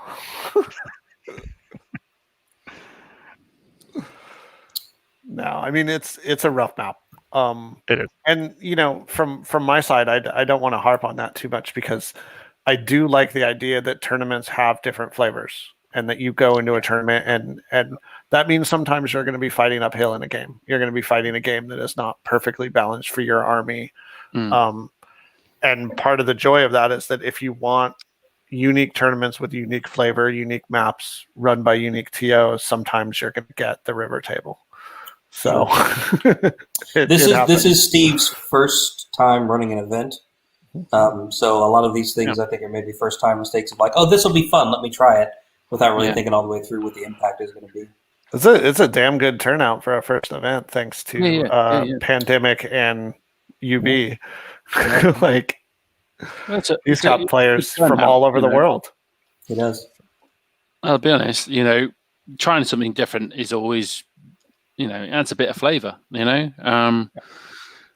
It's always a learning experience though, let's be honest. Yeah, I tend to think that a diversity of tournaments is good. Different sizes, different scenarios, different sort of with special characters, without, straight out of the book, not scenario driven, different point levels, all of that. Having a varied menu of options to go to makes it better. So if this is the downside of it sometimes, especially since I'm not playing, oh well. I wanted to play 3K. I wanted to do a 3K tournament, 3,000. But 4x8 tables. It doesn't matter. The sheer amount of concentration it takes just to play 3,000 points worth of Kings of War is actually quite hard. You don't expect it, and I think it makes a massive. You talk about battle groups. When you start to do 3K, you start to go into the 3.54 kind of like battle groups, and you end up with like this kind of stressful game. It just goes from being, the usual kind of 2.3. You're kind of happy. Yep. 3K just ends up being a different game entirely. It's mad. Yeah. I think Right. playing with table size is fun. I think if you have the ability playing some 2.5 or even 2.3K games on an 8 foot wide is a lot of fun. Proper flanks. You can't do that in Ubi. You can change the table size. Yeah, you can change it. I think at 3K, if you're going to do a tournament, it's hard work because as soon as you get to a competitive player, you know, you can 3K clocks a war. 15 minutes on your clock, go. 15 minutes. Now, To be honest, that'd be quite good fun if you know both players are going to clock out. Hmm. What can you do to be in a better position? All legions. I'm bringing all legions. That's it, yeah. Bring in the scarecrow list. Seven axe legions. How many dragons can I get in 3K? Let's do it. Okay, so Butchers got tonked. Sorry, Yeah. Butchers. They Yeah, didn't have a guarantee, but it was it doesn't really matter so much. And now he's jumped on this Void Lurker and is trying to drag it down, kicking and screaming with his characters. Yeah. I mean, from Joey's point of view, what do you think it's going to be? It's going to be a case of, obviously, the river has a big impact. We've got to really understand what he thought about right from the start, don't we? You know, It's interesting. I wonder if the river kind of put him on tilt a bit. That I don't know if he drink left I think earlier somewhere. Sorry, I have a drink. But I do wonder if the river put him on tilt slightly. That he looked at it, thought he can't fight over that, and then didn't necessarily see the potential in it for himself as well. But I mean, he did. His battle plan to some degree was. He started off, using it well, didn't he? And then just didn't. He could have used it to anchor his line in the middle quite well while flanking around the sides. Just that he didn't do the flanking bit. We've got a turn 7, so this is going to be worse, isn't it? Yeah. I mean, Joey is down to a unit, and it's his Void It's the Lurker, table now. Yeah. is there any advantage to not having him die? No, because you don't lose any points if your opponent kills more of your stuff. There's always an advantage to not being tabled. Even if that's just Right. pride. Like if I have a on foot standard bearer alive, I am saving his ass. Like not tabled is in sort of like commerce and retail. There's this idea that the biggest gap is between free and 1 cent. Like as soon as you make someone pay anything for anything, it's a huge difference. And that for me is the difference between tabled and not tabled. So you get a bonus point if you kill more monsters than your opponent, and I think Joey's killed the Lycilodon, which counts as a monster, but Steven has already killed 2 monsters or titans in the Shadow Hulk and the Planar Apparition, so he's already got that point. So keeping this guy alive doesn't deny Steven a bonus point. It might deny him the top 0.5 plus 5 attrition bonus if he manages to keep it alive, but I don't think it gets Joey anything. He hasn't got... No, they're not in range, are they? They're in range? Oh, fucking hell, they are as well. Oh. And zoom out. So he already killed the Dread Fiend. Is that what we're... Yeah. Yeah, Okay. last time. Yeah. What could have been in the alternate timeline. Yeah. I mean, This it would really have been a big is- ask just to survive all 3 in the front as well. But if they had a 7, then they could have countercharged the tyrants and killed them, and then he wins. Yeah. There was a very slim window, but he needed that charge to take it. But this is why you say always keep playing, because actually there was a win condition here. It did require all that to happen, but you've got to push for it. The game I played for the club challenge against who did I play? And it was at the end, and it was everything went against. His name's Jeremy. You may have. I know he's come across him before. small member of the community. What's he called? He's quite unknown, isn't he? I think. Rob Fanuff. Yeah. And you Steve lost? Hildrewin. How that happened? Oh, no, Jesus. But what I was saying is that he put himself in every position to take advantage of when the dice turned. And he played the game brilliantly. You know, that you can't fault that at all. That he never ever stopped playing. So that when I had a couple of unlucky rolls and he steamrolled me because he did exactly the right thing. He was there to take advantage of every roll and every opportunity. So I love this game. Is that you can play as well as you can, but if you don't do it the full 7 turns, then you end up in a position where you can lose the game despite doing 66% of the work. Yeah, and that's the game. That is the game. So Joey's just getting a beer. He feels like he might need one before we get into the recap. Joey, to get back more to the questions studio. for him, though. Surely, Joey, Joey, to get back to the studio, has to cross a river, so it's going to take a moment. He's loving that river right now. Too soon. Yeah. Hi, guys. Maps shouldn't thanks. be all difficult terrain. Like, I'm just going to open with that. They really should not. Totally acceptable position to have, I think. So thanks, guys. Thanks for letting us watch over your shoulders. That was a really entertaining game. Super tense there around turns 3 or 4. It was very swingy there in the middle. But then towards the end, obviously it got very one-sided. So congrats to Steven. Sorry, Joey. Like you say, not getting to pick table sides on that map kind of put you on the back foot from the beginning. Did we have any questions from the commentators about things that happened during the game? Things that we wondered if the players saw or not?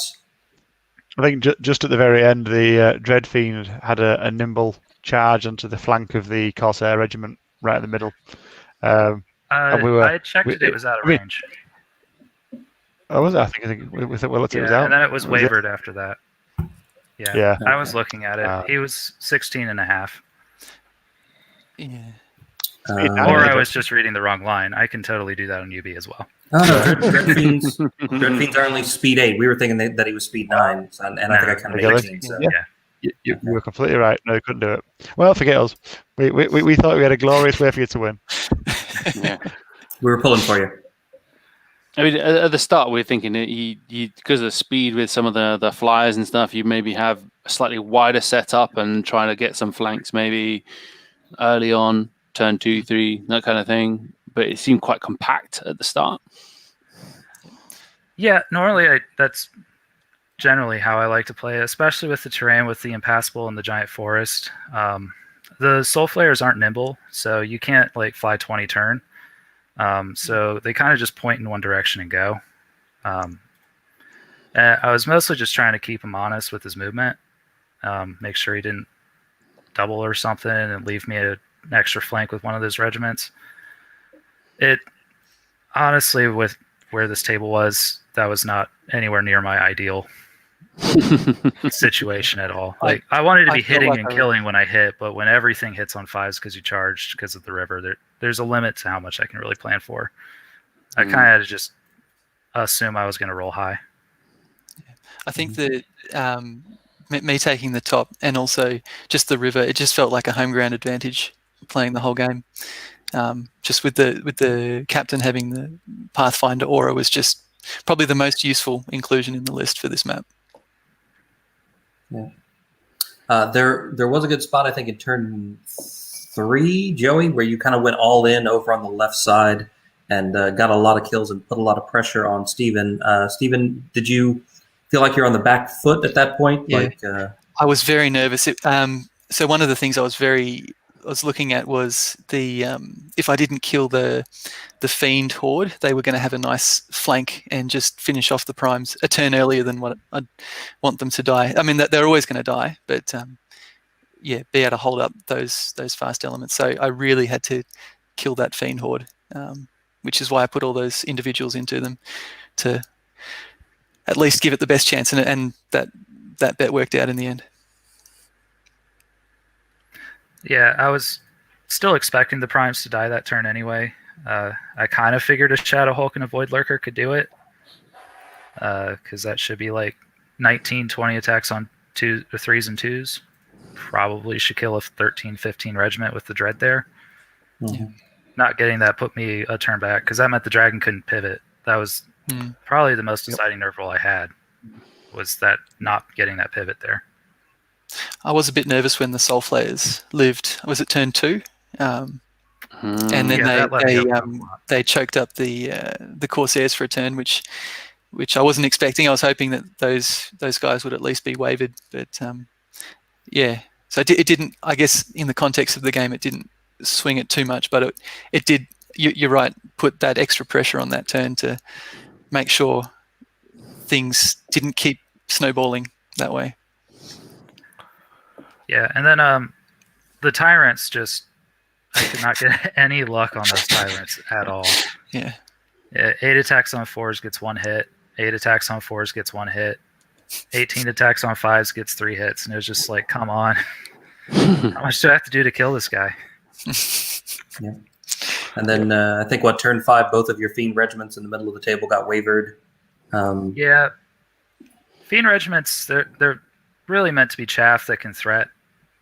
Is kind of the point. So once they commit, they're committed. They're going to die. If they live, it's because I never charged them. Like, I had the option to not charge that Fiend regiment into the Corsairs and just pull it back and just hold on to it. But with his individuals, I was pretty sure he could just chase me out anyway. And I just kind of figured getting the 2 unit strength out of the middle was better and hopefully get individuals to charge it instead of the dragon, which worked for a turn. Mm-hmm.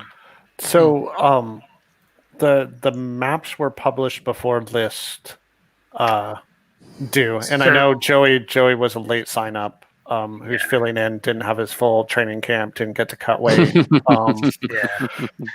But from the other side, did either side see that map ahead of time or build their army in any way to account for it? For my part, I didn't actually see the maps ahead of time. I wasn't that organised, but it was more coming from, I've got all of these regiments of heavy infantry. Initially, I had a Primes Horde, and I decided to take 2 regiments and the captain with Fire Aura just for more drops and more staying power, but also it helps the Corsairs as well. So it just turned into this is probably better. Just kind of why not? Less aggressive, but it's probably better for the list overall. Great. And then I always like to sort of, this is just one I find interesting, but like what Joey did you think of Steven's list and vice versa? Like when you're facing it, what did you think of it? I like it. It's really hard to approach, especially if you have like impassable on the sides to kind of, like, this map is really like a bowl. Even if you ignore the river, it's very bowl shaped. Yeah. So if you take the river out on dominate, like everything's kind of pointing you towards that middle. You have an open left and an open middle, and it's just pushing you towards that. So like with his, it's super hard to approach it because there's so many different blocks that, with the river especially, I'd had no way to one-shot anything outside of my Fiend Horde, and like the Shadow Hulk plus something was really the only way I was going to get one-shots. And I think outside of the river, like, you can layer his list really well. The individuals add a lot of flavor. I don't use individuals ever, and I'm really regretting not bringing Mind Screech. Yeah. The like the wind blast and the additional lightning makes a massive difference, doesn't it? Yeah, it would have helped like poking out our Tackle or Firebrand a little bit, or Charlie, especially in an event that gives you a bonus point for killing him. Probably should have read the tourney pack. Right. How dare That's actually why I took my all my duelist individuals.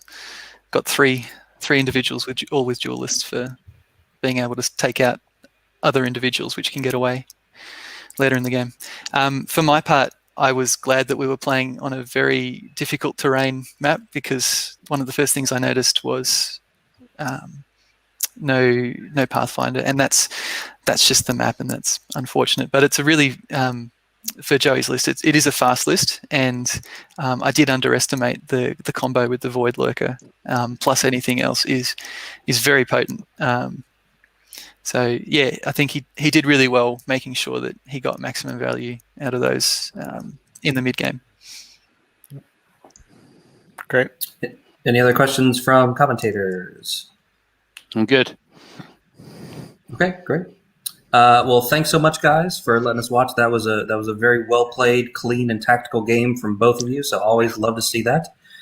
Congrats to Steven on the win, and sorry, Joey. Better luck next time on a better map, I guess. And Do your homework. Come on. and best of luck to both of you in the last couple of rounds of the tournament. So thanks again. I'd like to thank the commentators for hanging out with me and watching the game, and the players for letting us watch, and for everybody at home watching along and commenting. We hope you've enjoyed this live battle report from Dash 28 Live. Going on right now, for anybody still watching, you can flip over and watch the Alex Chavez and Jeff Traish match in progress. Otherwise, until next time, I'm Mike Adkins saying you stay safe out there, and we will see you next time on Dash 28 Live. Bye. Goodbye.